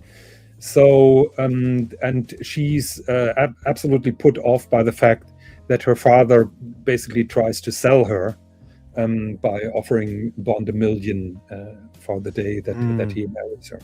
Now, just as a thought, could James Bond really be a married person? Because he's traveling the world all the time. Every day could be the end of his life. He's seducing women all around the planet on every mission. Could he really be somebody with a wife at home? And well, you gave the answer already in your question. I think being married and then seducing or manipulating everybody who can give you access to the information that you need is probably counterproductive to a marriage. Yeah, I mean, he's seducing Russian ballerinas and Pussy Galore and Octopussy and on and on and on, you know. So it's hard to keep a marriage like that. What a tough job it is to seduce. Well, someone had to do it, you know. So I admire that he's sacrificing himself for the country. Correct, right. Queen and country. Yeah, right. Wow. And she died in that movie, right? She was shot by Irma Bunt, the assistant of Telly Savalas of Blofeld, at the end of the movie. I'll watch that movie again pretty soon because I really. I think you watched it after I gave you the recommendation, and you were not really keen. I don't think so. I don't think I've seen it in a long, long time. Yeah. Well, it's my favorite Bond movie. Really? And Yeah. I make a point in watching it over Christmas because it has a lot of scenes in the snow in Switzerland. So it's almost a perfect movie.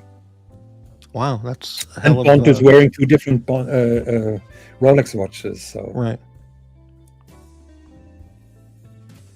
How long do you think George Lazenby could have lasted as Bond if he didn't, if there weren't issues with him and Broccoli? He could have continued for quite a while, probably.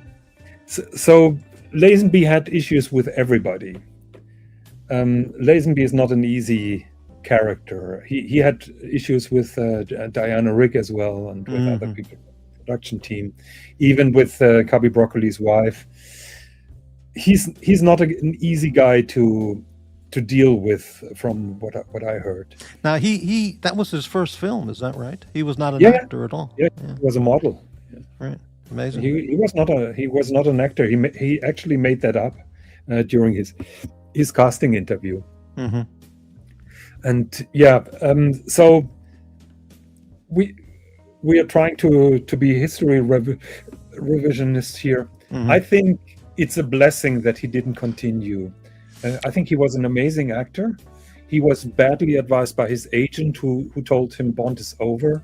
He has been offered a 7-movie contract at the end of On Her Majesty's Secret Service. No other Bond actor has gotten such an offer. The maximum was 4, I think, 4 or 5 movies.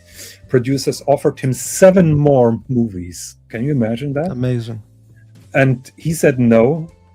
What an idiot! But at the end of the day, I think it was a blessing, because a little bit like Connery, he always felt a distance to the job, to the role of James Bond. He was not happy. He was never really happy. He thought he was better than that, similar to Connery a little bit, who always had the feeling that the producers took advantage of them. And, you mean financially or? Financially, yes, mainly financially. I mean, Connery is a Scotsman, so it's all about money with Scots. You said that, but okay, yeah. Yeah, but it is well known. And if you see the budgets of those movies when they reach 50 millions and so on, and you have to keep in mind when a movie has a budget of 50 millions, the profit is then probably 200 million. So it's a very profitable thing to do. And when you have an actor who is owning 7 millions, which is still a fantastic salary, no other actor has received such a payment in the past. But Connery was never happy when he saw those figures and when he knew those numbers.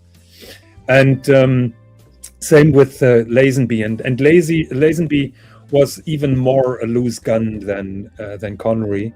So I guess that he would have ruined the franchise with stupid interviews, with stupid behaviors. Yeah.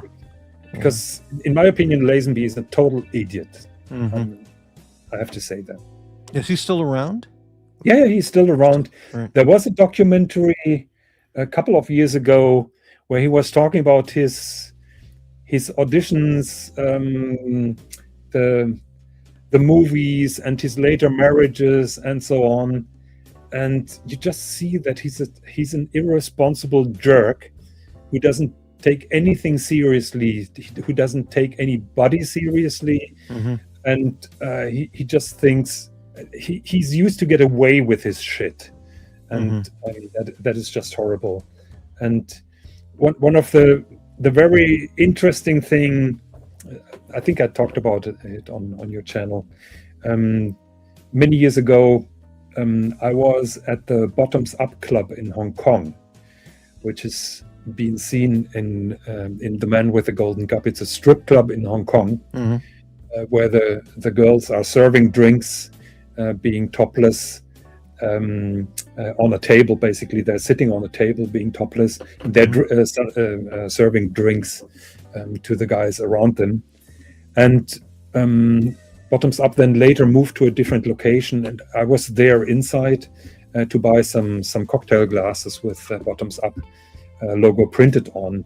And I was talking to one of the bar girls back then, and she knew Lazenby because she asked me, why do you want those glasses? And I told her I'm a big James Bond fan. And she told me, well, I've met Bond when he was in Hong Kong. I met George Lazenby, and I asked her, how was he? And she said, well, I've met a lot of guys, and he was not very friendly. He was not really nice to us. And he was visiting that club pretty frequently in the time where he ended up broke in Hong Kong, and basically then Bruce Lee picked him up and helped him with a role in one of his movies. Yeah. That's amazing to be offered a 7-picture deal, with obviously big money involved, and he turned it down. That's amazing. Yeah. So I'm not sure what Rich Mitch's comment is about. He says he's not wrong. To be frank, don't know. Not sure if he means the agent. I mean, keep in mind that was 1969, where the agent said that Bond is over. Right. Yeah. Blaine, question. Higgins, if you know, why did Rolex choose a crown with 5 points rather than another number? Wow, what a question. That I don't know. I can't tell you. Yeah. Oh, about the Scots. Well, The they Scots say and money. the stereotype is Scots are thrifty.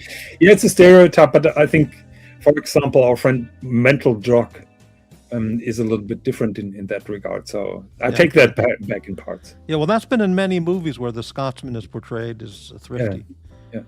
And there's a scene in one of the Basil Rathbone Sherlock Holmes movies, which I've seen countless times, and they're at an auction house, and the guy's auctioning off something like a doll, and the little child, the daughter of the Scott guy, wants it, and he goes, "Oh, please, daddy," and he says, £2? No way, something like that, and then he was able to buy it for £1. And then later on, the bad guy goes to the auction house and he goes, £1? That's not much. And the auctioneer goes, well, he's a Scotsman. He was a Scotsman. And, real dig at the Scot stereotype. But anyway. Yeah, so there is one movie, maybe because I'm really phasing out and I have problems with my eye as well. Right. So let me try to find this Roger Moore. So then after On Her Majesty's Secret Service, Connery came back for one movie, but there is no significant Right. significant watch being seen. Is that the movie where he threw a jar of urine in somebody's face? Yes, exactly. Yeah, Right. yeah, it's That movie was awful not a movie. success. Yeah, yeah. Well, If I it was a recall. success, but it didn't really stand the test of time. And I Right. remember I was a new James Bond fan, and I was visiting my grandparents, and there was a James Bond movie in the local cinema, which I haven't seen, which was Diamonds Are Forever. Mm-hmm. And my uncle told me, "Don't watch it. It's the worst Bond movie ever." Mm-hmm. So the new guy then on the block was Roger Moore. Then after Diamonds Are Forever, he was supposed to be the younger guy while being 2 years older than Connery. Mm-hmm. And you can see from his haircut that he didn't have his James Bond haircut, the haircut that he had when he played the role. So that was an early promotion event that they did, and he had his private Tissot on the wrist. Mm-hmm. So in the movie, he's wearing a Rolex Submariner, also 5513, and you can see that with the buzzsaw and everything like that. We all know that story. But in those early promotion shots, first of all, he's not having a PPK here in his hands, and secondly, yeah, look at that. Yeah. the watch on his wrist is a Tissot and not a Rolex. And I made the point. I started a research on this watch many years ago on AJB, because I said this is not a Rolex, and we found out that it's a Tissot PR 516. So we made history, and now it's well established that this is. That's still a current model, isn't it? Well, they reintroduced this particular model, but it's a totally different watch. Yeah. Right. So it's still the name. Yeah. Yeah. Wow. Question, Blaine, is it true they added prosthetics to Roger Moore's calves because his legs were so thin? I never heard about that. Wow, that's pretty strange. Never heard of that. Wow. I'm not aware of that. Yeah. The story is well known that Roger Moore said that he's a terrible actor for James Bond because he always blinks when he shoots a gun. Mm-hmm. He never really could get over that with any kind of training. So that is one of the reasons why he said I'm a terrible Bond actor. Really? I'll look for that when I watch one of his films again. Yeah. You would think that that's something you can just practice yourself out of, train yourself out of doing, Yeah. you know? Another fun fact, by the way, and maybe we move then to small talk. 1 second. Let me try to find that. On the James Bond forum, I posted some screenshots. Now the question is, do I find it or not? Because in Live and Let Die, and also in The Man with the Golden Gun, he's supposed to wear a Rolex 5513. Mm-hmm. And I made the discovery that throughout the movie, in all scenes in The Man with the Golden Gun and in parts of Live and Let Die, he's not wearing a Rolex Submariner. Or he's probably wearing a Submariner, but with a loop. So 5513 is a non-date sub, and but you can see the Cyclops, the magnifier, pretty often in those movies when you really have a look closely. Was Christopher Lee wearing any particular watch that you know of in that movie? There are still rumors going on if he wore a Piaget or if he wore a Rolex Cellini. Mm-hmm. Second, try to find collecting. Yeah, I'm browsing here through. Actually, I lost my database of screenshots that I had. Do you have one of those that, like Roger Moore there on the top left, he's got one of those director chairs. Do you have one of those in your collection? I wish I had. No. Yeah. That would be No, very and nice to have. Yeah. The problem is also that that there are a lot of fakes. Right. There, so here, one second, this is my thread.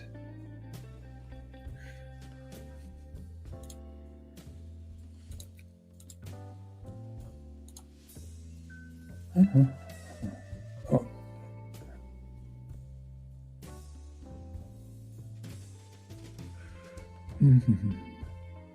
So continue asking questions. I'm trying to.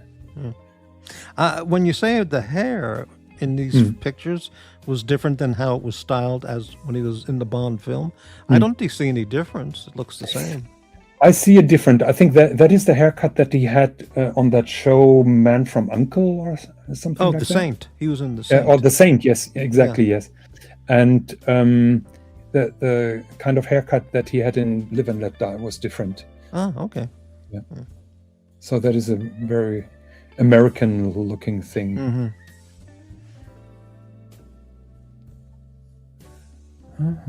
Yeah, that was on TV when I was a kid in New York, The Saint. I used to watch that.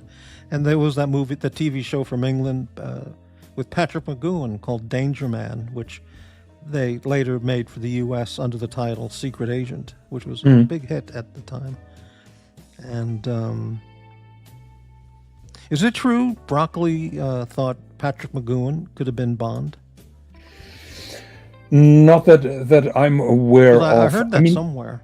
Yeah. I mean, you have to keep in mind, Connery was always unhappy with his salary, with his pay, and also with the role because he thought that he was better than Bond, and so it was a kind of tradition when they negotiated about the future contract, which was then after the first four.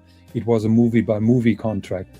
So, of course, they had to negotiate. So, if you're a producer of the James Bond movies, you try to put him down or his demands on the salary by telling him, "Look, we casted other guys, and if you're not happy with it, we have a plan B."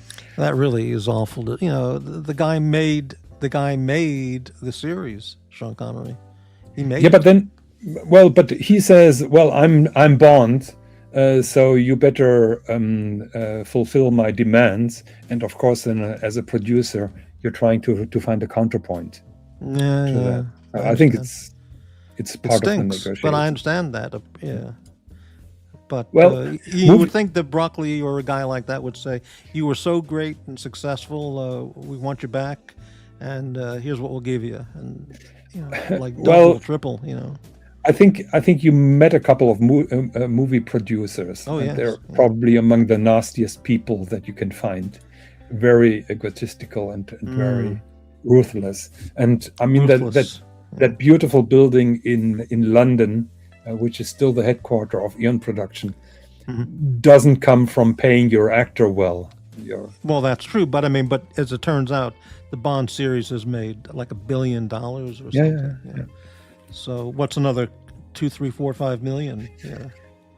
Well, the question is if 2, 4, 5 millions would have made the cut. I think Connery thought about tens or hundreds of millions. Oh, really? Well, then there's a problem.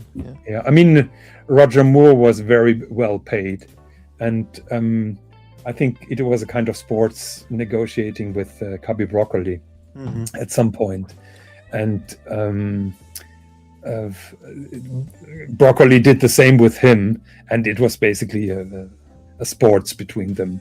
Yeah. I mean, Roger Moore was very well paid as Bond. But of course, he tried to get more. Sure, yeah. I'm out of Gee, luck. they could have had me for scale. 1,000 a day would have done it, but they didn't want me for that. Obviously. So. Man, Yeah. golden gun. If you, Higgins, could have been in any of the Bond movies as the bad guy, who would you have wanted to? Who would you most like to have played? Which character? As the bad guy. Yeah, like Blofeld or whoever, Dr. No. I mean, I would have loved to be on location when they shot my favorite movie on Her Majesty's Secret Service. No doubt about that. I think you could have been Goldfinger. Yeah, could be. Yeah. Right. What So did Goldfinger say? You don't expect me to talk, do you? He goes, "No, Mr. Bond, I expect you to die." Yeah, or whatever that was. 1 second, let me. I think I have those stupid Instagram pictures.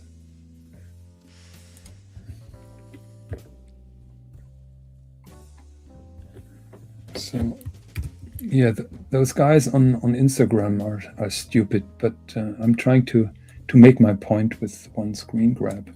Yeah.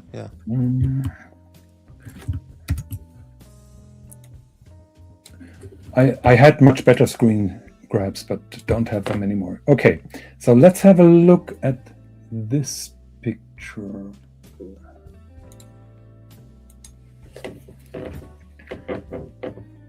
Okay. Okay.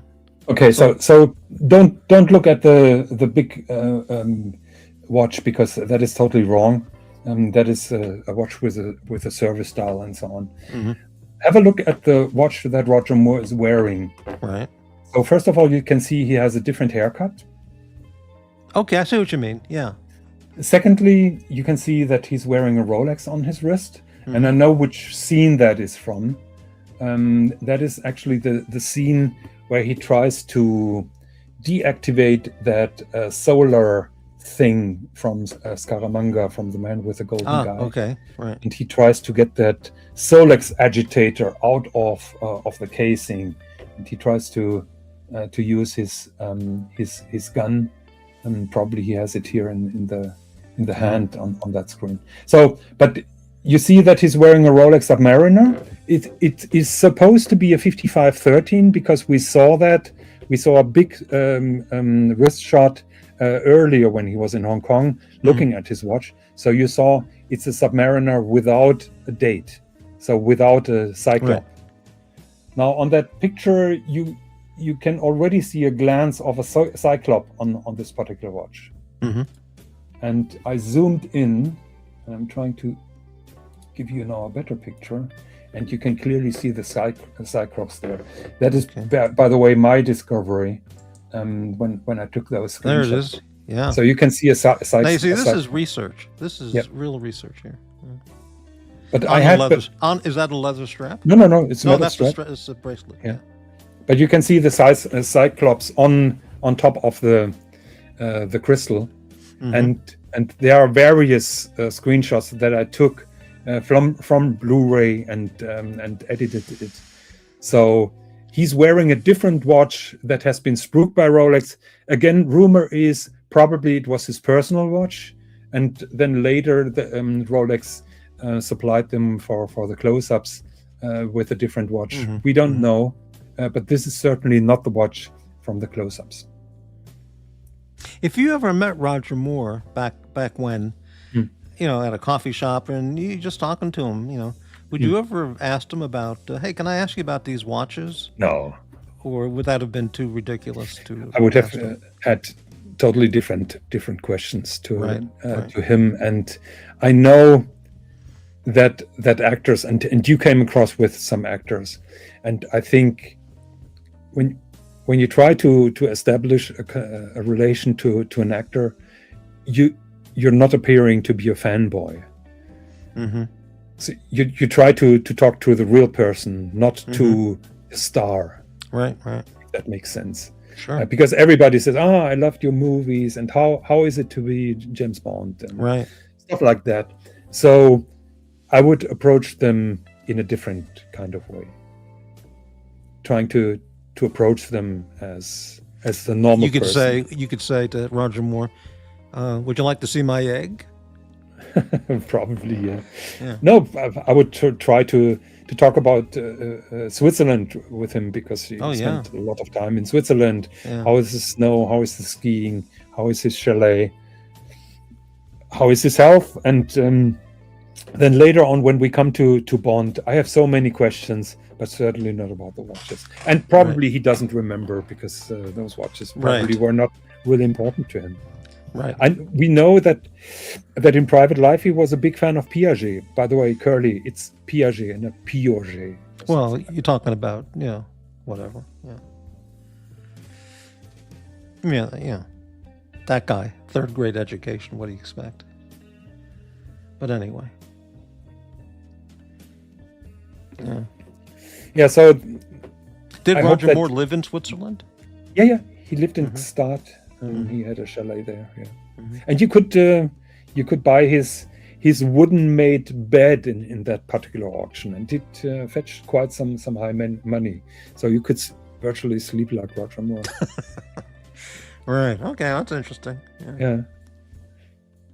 I still have a link on my iPad to that auction, because some very personal things, and what I personally was interested in his passport, because back then each country that you visited had a stamp. That's right. Yeah. So it would have been interesting to trace him when he shot a Roger Moore's a- actual passport. Well, that's a real collectible. Yeah. Yeah, and if you see then a stamp from Thailand at a certain point of time, you could then follow up and find out. You can match Okay. his movie locations Exactly, with the passport. yeah. That would be interesting. Yeah. Now people will go out. I'm a creep and a stalker, but would have been interesting to see Yeah. that. I'm a little bit surprised that his family allowed those very personal items to be auctioned off. Well, what would they have done with them besides just keeping them? I'm pretty. That is one of the struggles when your parents are dying. I'm pretty sure the very important things they took and kept. But he had 3 or 4 houses. He had a big house also in the UK. Mhm. You can't keep everything. That's just a fact. Some items might be some, like the British Museum or some museum, may find those suitable for a collection. Mm. But who knows? Plain Cole is asking a good question. Good question. Right. Yeah. Right.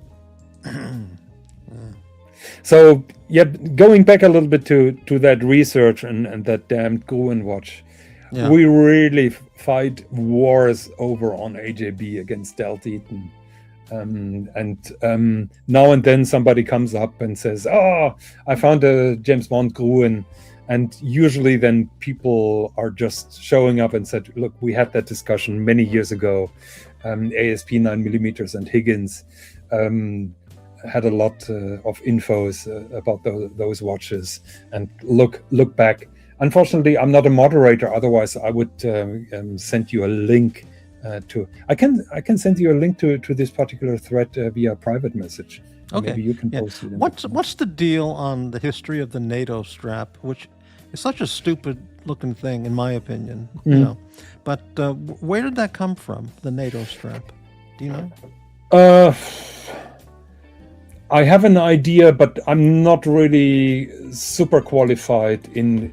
I mean, a fabric strap is one thing, but the NATO strap, because it's got two of those holders, Well, like, the idea that was stick out, and it's going to, get caught on things. no. Well, the idea was, I think it was a requirement of the British Navy, and they never trusted spring bars, so they always wanted a kind of security in case that one spring bar fails, that you're not losing your watch, particularly Right. underwater. So what then they did, or what was then developed, was the NATO strap, because even when you lose one spring bar, the watch is still on your wrist. Mm-hmm. And so That that makes is sense. Yeah. that is a trick of it. And then later on, the Royal Navy watches, the Millsaps, they didn't have spring bars because that was identified to be a critical point in a watch, Mm-hmm. and they had fixed spring bars, which then required a NATO because when you have fixed spring bars, you can't put a normal strap on the watch. Right. I got it. That does make sense. Yeah.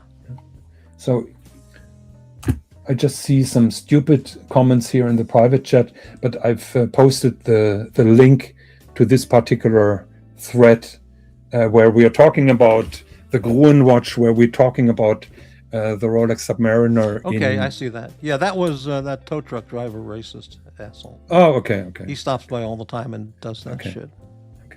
Okay, I'll save that for later. I got it. Yeah. Yeah, he's a big fanboy of yours, isn't he? Oh, he's a deranged, whatever. Yeah. So, just quoting my friend ASP 9mm when he's talking about the Gruen watch, the last sentence is pretty telling. He wrote in 2025 when the discussion came up again about the Gruen watch. People are still saying in blogs, vlogs, Gruen was used like it was fact, though, which we know is far from the truth. And that basically summarizes our year-long research and all the heated discussions where we always said, give us the evidence, and we were happy. We are happy to accept it, but there is no smoking gun that really leads to Gruen. If we are proven wrong, maybe 50 years later, when somebody comes up with an invoice or an archive, we don't know. But as far as we know today, Right. We don't know. Yeah. And actually, so can you post that particular link maybe in your comments? Oh, okay. Let me try that there. I think it will be interesting for everybody to see. Right. Good idea. Let's see if that works. And there are many pictures of similar watches, like the Gruen watch, so we really try to find that. There it is. Yeah, thank you very much.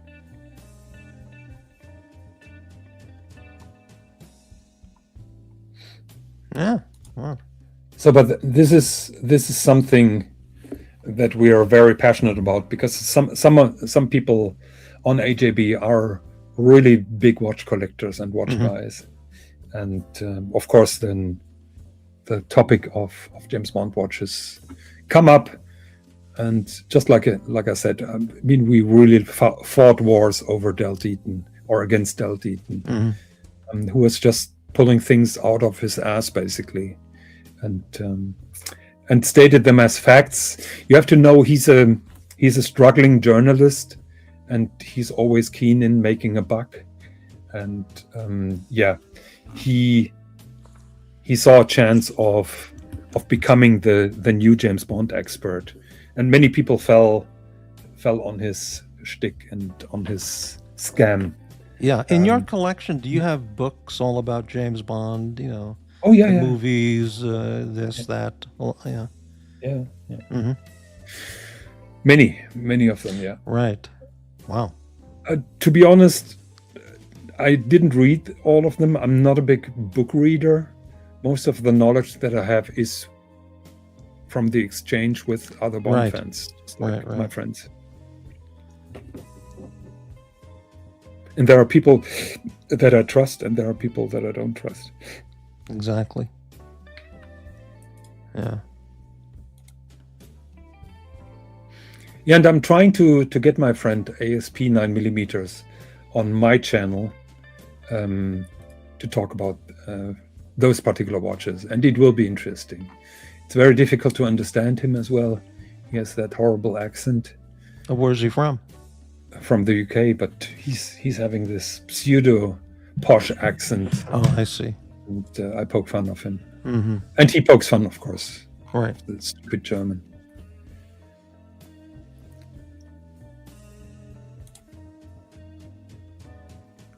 Okay. Yeah. What else is going on other than Bond watches? Don't know. This is a lot of detailed content we talked about tonight. It's Unusual. no, it's really intensive James Bond discussion. We have 3 viewers right now. I think we peaked at like 5 or 6.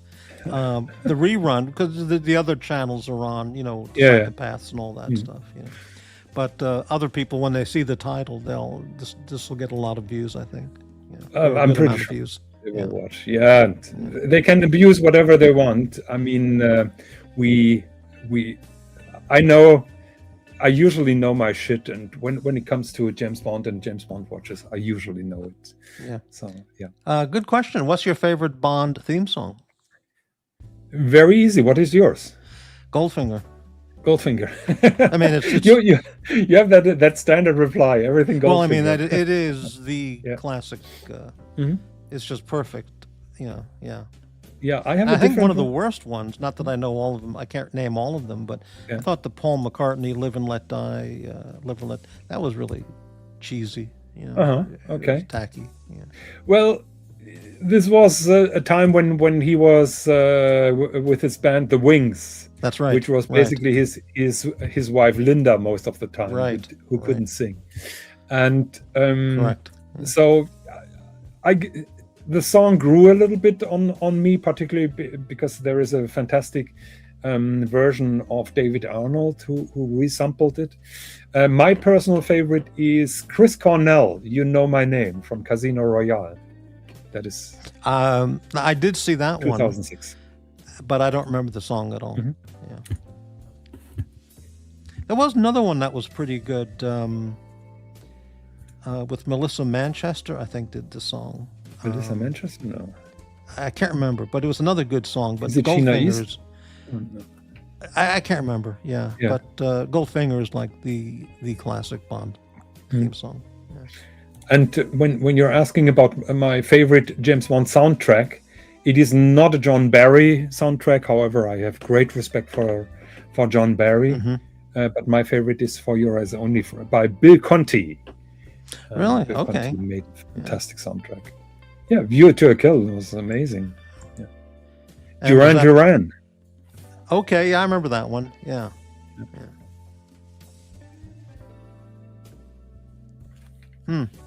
Yeah, Aha also had the Living Daylights, which was very good in my opinion. I don't remember that at all. Yeah. Did Dr. No have an opening theme song? Yes, it had. It was that James Bond tune, that guitar tune. Yeah, but I mean, did it have a song like Goldfinger? No. Well, there is one song which became connected to Dr. No, which is "Underneath the Mango Tree." That's right. Yeah. But it is not really. It's not a theme song for the movie. No, it's a song that is played during the movie. That's right. Yeah. Well, like "From Russia with Love" had a theme song. Yeah. Exactly. Yeah. Right. No, there is no Dr. No, or something like that. No. Yeah. One. If anybody is watching Dr. No, and that is from my friend ASP 9mm, during COVID actually we made watch-alongs on the James Bond forum. So what we did is we made an appointment and we started our DVDs. Then at one point, and then we were commenting, and my friend ASP he said, Look at the bar scene where Bond meets that journalist that takes pictures of him, and there is one black guy in that bar who dances like an imbecile. He looks a little bit like Marcello. Okay, I'll look for that. And he looks like he has an electroshocker in his ass. Right, I'll check that out. Yeah, Blaine, you're right. Three Blind Mice was played. But yeah, that Three wasn't Blind as a theme song though, really. Yeah, that was after the theme music. That was basically leading them over to the action in the movie. But yeah. And that was a very nice song as well. I love that atmosphere. The 50s were just gone, and the 60s just. I love the 60s. When you look at the suits that Connery wears, the style, that colonial atmosphere when Bond is basically arriving at Universal Exports in Jamaica. At Government House. Yeah, the Government House, beautiful. Also that little airport in Kingston town, which is probably totally different today. Right. I mean, airplanes. I mean, it was very exotic to fly from the US to Jamaica, I guess. Oh yeah. Were there any Bond scenes ever done in Hamburg? Oh yeah. Which was that? That was Tomorrow Never Dies. I told you. I've been I can't remember. Is that Pierce Brosnan? Yeah, Pierce Brosnan, and I was an extra there. Yeah, I don't remember the movies that well. Yeah, I can be seen in the movie. You can be. Yeah.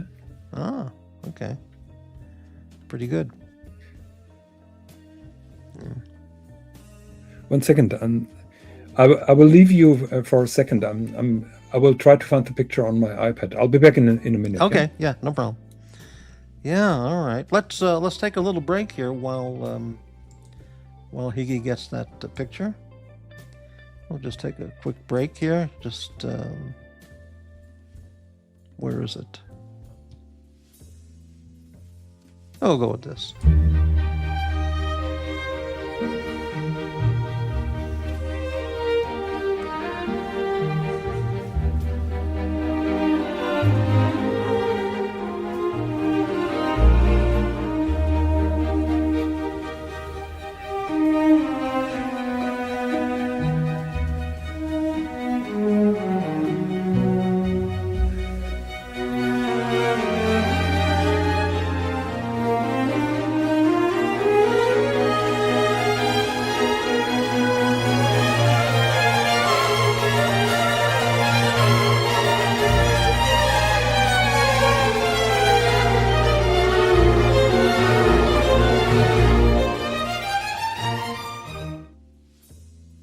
Okay, we're back.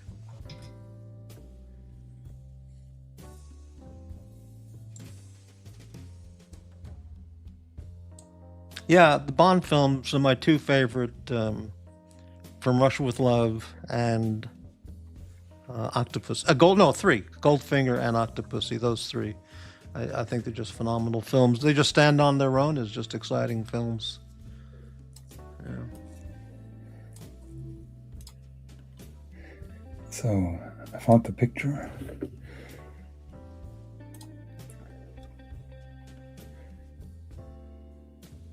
In the movie that you were an extra in, did they give you something to wear, or did you just wear regular clothes?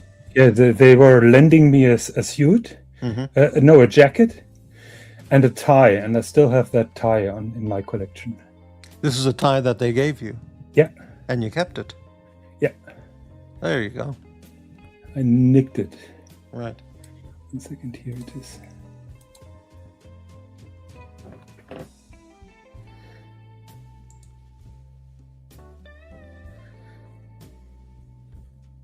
The picture is up. Ah, okay. Okay, so what do we have here? So here we have a scene from Tomorrow Never Dies.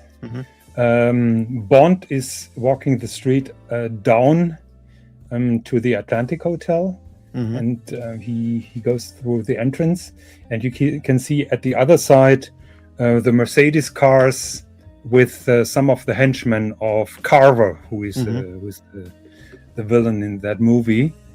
And I'm in the back seat of this particular car. You know that I'm pretty tall. You can see my high shoulders. Okay. Where I'm sitting. So I'm sitting in this car, and in this particular scene. And how many times did they run that scene? At least 15 times. 15 times. Isn't that amazing? Yeah. Yeah. And to my regret, actually, they placed me at the wheel of this particular car at the beginning, but then they chose to position me on the back seat because I was so tall. Right. And the guy who drove the car was a terrible driver. I was really terrified. Well, what people? he would have been a professional driver from the No, no, no. It was transportation an crew. extra, just a normal guy, just like Really? me. That's Yeah. unusual.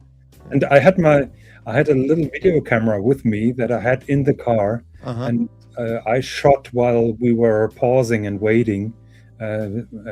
Pierce Brosnan rehearsing Mm-hmm. the scene over and over. Mm-hmm. Yeah. How much did they pay you for that? Like $100 or something? If I remember correctly, I've been paid 150 Deutschmarks back then. Which would be what? Would In be dollars? like $500 maybe today. Yeah, Really? That's pretty good. yeah. For 3 days. For the 500 for 3 days. Yeah, that was Oh, for yeah, 3 that makes days. sense. Yeah. But actually, I only worked 1.5 because the last day it was raining, so they canceled further shooting. So the last day it was free for us. Mm-hmm. So I wasn't there. And yeah, I arrived at noon on my first day. Mm-hmm. Oh, well, it was a lot of fun. Yeah. Oh, Did yeah. you find the day and a half work as an extra boring as hell? Or Super it's just- boring. It is. It's Horrible. It is. Yeah. So, I mean, don't get me wrong. That was always my goal as a James Bond fan, Mm-hmm. to be in the movie, or to be really part of the production Right. team. So I would not have missed it.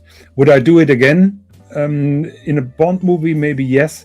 In a different movie, no, because most of the time you just spend waiting.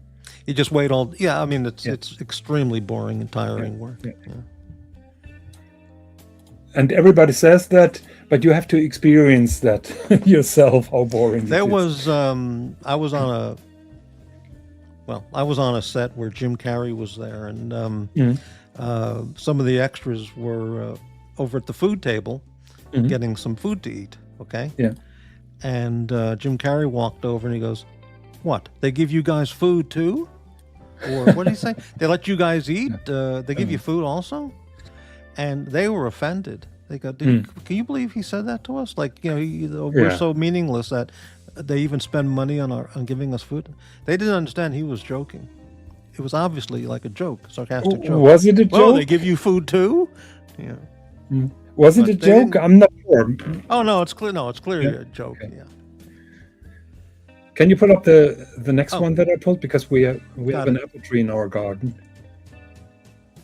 That's your garden. Yeah, so it's apple tree season. Very nice. And what variety of apples are those? Those are red delicious called. There's Ah, golden okay. delicious, and those are red delicious. So they're not ripe yet. They're not ready yet. Not 100%, but they are on their way. And Yeah, they still have some green in them. They're not ready. Yeah. taste amazing. Well, Sure. they still have no. They're not turning totally red. Well, the red delicious here, it's solid red. No. That's the right color, and I think they will be ready maybe within 2 weeks. I see. And they taste pretty good. Absolutely fantastic. Did you plant that tree originally? Actually, that was a present for my 50th birthday. I'm now 61, so the tree is 11 years old. Do you make anything with the apples outside of just eating them? We eat them. People told me I mean, do I you would- like make apple pastries or cake? yeah, pie, people or- said I should make apple pie, but I'd rather eat them. They're relatively small still, and I'd rather eat them than cutting those small apples. Right. Smaller pieces. Very nice.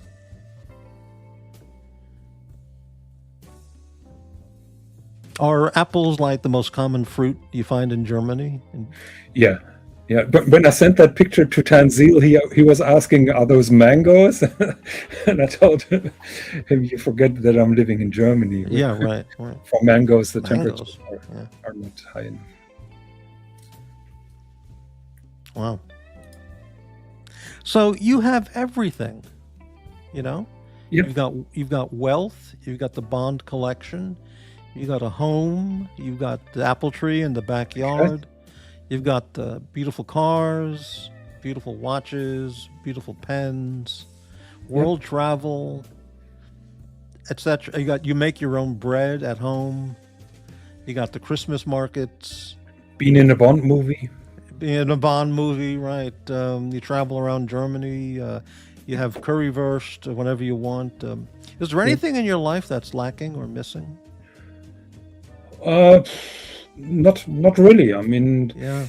What annoys me the older I get is the cold temperatures during winter, the miserable weather, the rain when it's barely over 0 degrees. That's really getting on my nerves.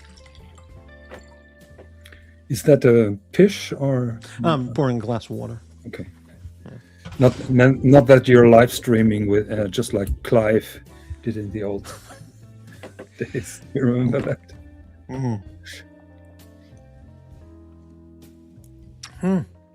So you've got it all. You've done it all. You've got it all. Yeah. Made it.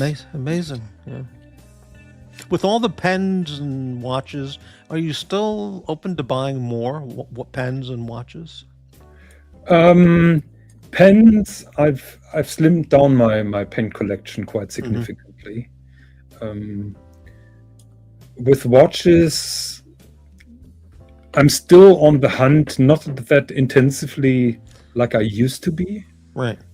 But that's mainly due to the fact that my disposable income is not that high anymore after COVID, just like it used to be. So there are financial limits as well. But after the Benjamin Chi watch and the Fabergé egg, those two had a big impact in your disposable income. Well, the Lange and Söhne, the big one, right, yeah, Richard Lange, that was really exhausting. Right. So yeah, I'm almost done with my watches, but I'm still on the hunt for one particular model. And I haven't found the perfect piece for the perfect price so far. And what about in Magnum PI, Higgins? What did he wear? Did he wear a watch that was Seiko digital? I'm sorry, a what? A Seiko, a digital Seiko. Digital Seiko. Yeah, that has been identified a couple of years ago. Not by me, but by somebody else. Now, the Higgins character, that he's wearing a digital Seiko, is that in line with his character of like just being a practical kind of guy, or would he be wearing a gold Patek Philippe, Tanzil model kind of thing because he's a, show off, flaunting his wealth, snooty kind of guy, or is the Seiko more his character of just dependable, simple, not prestige? There are different layers to that question. I don't think that he would indulge in a prestige watch. Because other than cigars and good whiskey, he was not really into luxury lifestyle. He was fighting over the Ferrari with Magnum, yes, but luxury items in general didn't mean a lot to him. Right. So, and keep in mind he has a military background as well. So he's probably used to have a simpler lifestyle. So that's the watch that there Higgins, you go. There it is. Yeah. Well, that's pretty basic right there. Yeah. Well, yeah, and just like I said, Magnum PI started in the 1980s. 1980, I think. Yeah. Yeah, where first of all, the watch industry still suffered the quartz crisis, and quartz watches were the new big thing. But also in the 1980s, quartz watches became approachable, affordable, because the first ones have been really expensive. And so I think it's a very good match, actually. Very practical, very pragmatic, and still state of the art, and giving him precision. I mean, he was a very precise guy in everything that he did. So I think it was along the character. And you see, it must have been one of the first solar watches. It had that little field for the solar. Did you find the actor's English accent very convincing? First of all, it's not a solar panel. That is a date. So they had two different displays apparently. Yeah, John. What was his name? John Ellerman, Texan. That's right. Yeah, I didn't find his English accent convincing. Yeah. To be honest, I haven't watched much Magnum PI in the original language. You see it in German? Yeah, It's it was dubbed. dubbed in German, and the first version was dubbed by fantastic actors. And I was talking about that with you. So the first version of Magnum was in the 1980s, and this was on the normal TV. Back then, when we had 3 programs, and I tried to tape some of the episodes there, and then later in the 2000s, private TV brought all those Magnum episodes again with a different kind of dubbing, a little bit more modern, less stuffy. But I always missed the old synchronization of those episodes. And just a couple of years ago, 3-4 years ago, a company reissued a remastered version of Magnum PI with that old dubbing, and I totally love that. The voice of Higgins was done by an actor who deceased in the 2000s, so he was not available for that new dubbing, and I always missed that voice. Yeah. So, but for me, Magnum PI is German. The Bond movies, I'm totally into the original language. Right. Never did that with Magnum PI. How did you watch Miami Vice? Was that English or dubbed in German? No, German, and I think Don Johnson's voice is like Mickey Mouse when you compare it to the German narrator. Oh, really? Yeah. But so you didn't get Lieutenant Castillo's actual voice. You had a dubbed actor's voice. Yeah. Oh, that was part of his character, his speaking style. I think the German narrator adopted his speaking style pretty well. So it's not the normal speaking guy, just like a boss would talk. Very menacing and very measured in his language and stuff. So I think the German guy did a good job with that. Okay, well, that's good. Yeah. Don't enough people in Germany speak English that they can just show it in the original American form and not have to dub it? Yes and no. I think the broader audience still enjoys the German version. For example, my parents both speak English. Yeah. The English is not good enough for them, so they would never watch something in the original language. Right. So it's a matter of convenience, I would say. And for me, it was also difficult to start watching Bond in the original language. But I had to do it at some point. Right. Well, all right. That was jam-packed with content tonight. That was an unbelievable show. Yeah. So didn't have any screaming or, How many viewers do we have? We have 6 right now. Oh, sensational. Well, the Psychopath is on, so people are watching over there. Okay. Yeah. Well, they can watch it later. They'll watch the replay, yeah. When they see the title, they'll watch it, yeah. Well, I announced it on the show that gave me a timeout for 24 hours. Oh. Yeah.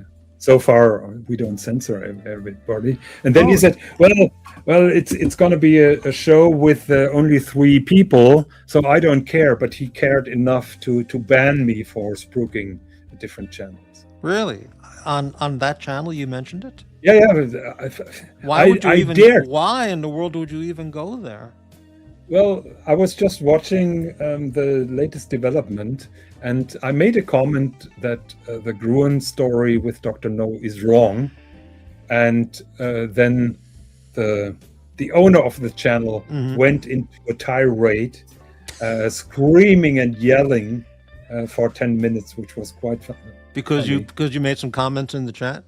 Yeah, I'm the stuffy guy who always knows better, who always has his revenge, and You were just who's never- clarifying some facts. That's all. well, that was not really appreciated, but Well, I saw what do you that expect coming. to go over there? You know, Yeah. they're mentally imbalanced. Yeah. Yeah, nobody's really interested in facts, No.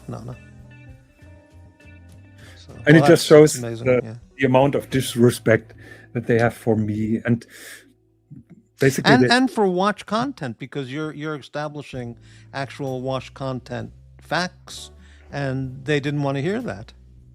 well, most of the time I would say I'm right, and I have a very good record. May I politely remember, and that included you, when the story was out that OC's channel was taken down because he showed fakes. Oh, right.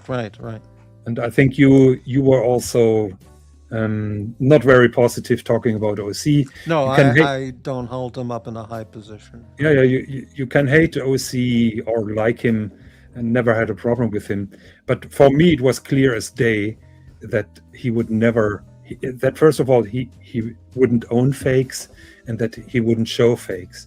Well, So I was- didn't. I believe at the time my comment was, I don't know if it was a fake or not, but it was hysterical that Mr. Pompous, successful with the Yeah. backyard, he got taken down. So it was hysterical. Yeah, but it was hysterical that he was taken down for fakes, which turned out to be not the case.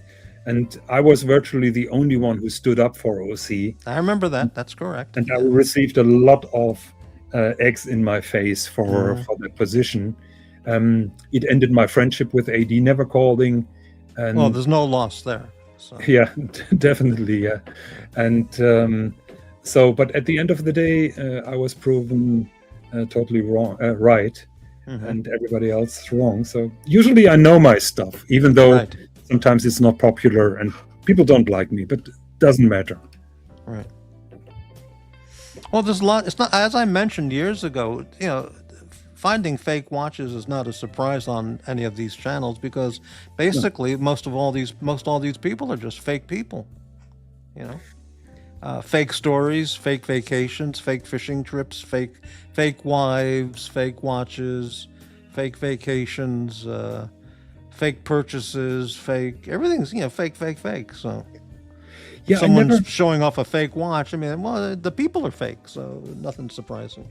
Yeah, but the main people that you're fooling with fakes, it's yourself, because it's not really an achievement or something to be proud of. Yeah, but these are people who are soulless, without any sense, without any conscience. True. So Yeah.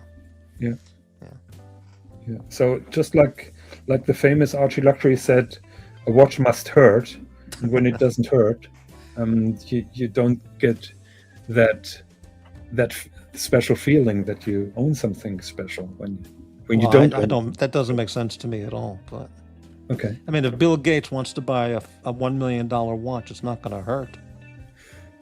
Yeah.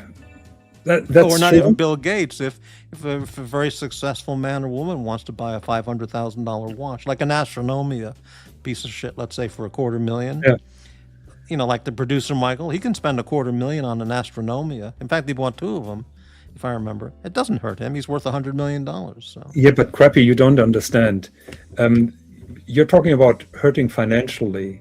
In my experience, and that is the secret of luxury marketing, and when we're talking about Rolex or Hermes, when you take when you tell a rich fiker, you have enough money to buy a watch or a handbag or whatever, but I'm not going to sell it to you. That drives them over the edge. That hurts. Right. And that is luxury marketing, when they theoretically could buy something, but you tell them, no, you can't get it. There's a line. Right. Because their ego is just massive. Yeah, because I agree with you. An expensive watch doesn't hurt Mr. Zuckerberg or Mr. Gates. Right. For sure. But when you tell them those watches are sold out, we're not doing them anymore, or you have to wait for 8 years. Right. We have a spot available. Well, that hurts their ego. That and hurts, their sense of self-importance. Yeah. And probably when they finally get it, it gives them a higher appreciation versus they're going to a shop, drop $500,000 on the table and just go out with the watch. Right. Well, okay, that's right. Well, I'll tell you, I really enjoyed having you here tonight talking about James Bond and all the Bond content. It was extraordinary. Yeah, my pleasure. And let's Yeah. hope that I'm convincing my friend to hop on the channel to talk really deep about James Bond watches. I mean, there is a certain depth that is difficult to explain right now. I promise you, when he and I are talking, it's gonna be spicy and juicy. Spicy, right. Now, an interesting thing, like in Octopussy, the crazy German general who was the guy who went nuts, and he was David Burkhoff did a great job as the German Was general. And was he wearing a watch? And if he was it a Russian? Was it a Vostok? Or that would be interesting to find out. Not that I remember.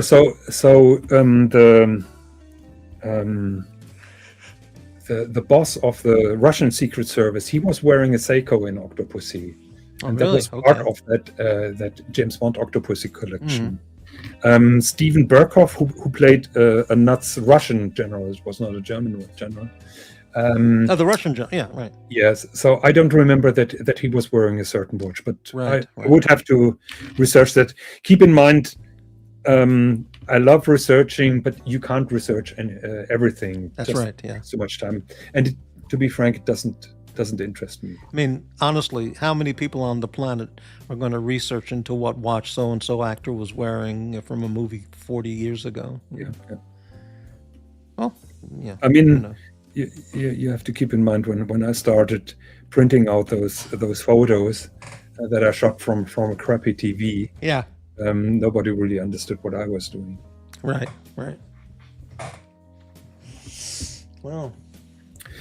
Okay, Crappy, do you want to continue yourself? No, I'm going to wrap it up. It's 2:30 in the morning here, so it's time to go. So. Okay. So thanks Thank you very much. For putting up that stream so quickly and spontaneously. You bet. I really appreciate it. But all right. Probably thanks everybody for watching, Blaine and everybody, and see you all on the next show. So good night, everyone. Good night. See ya.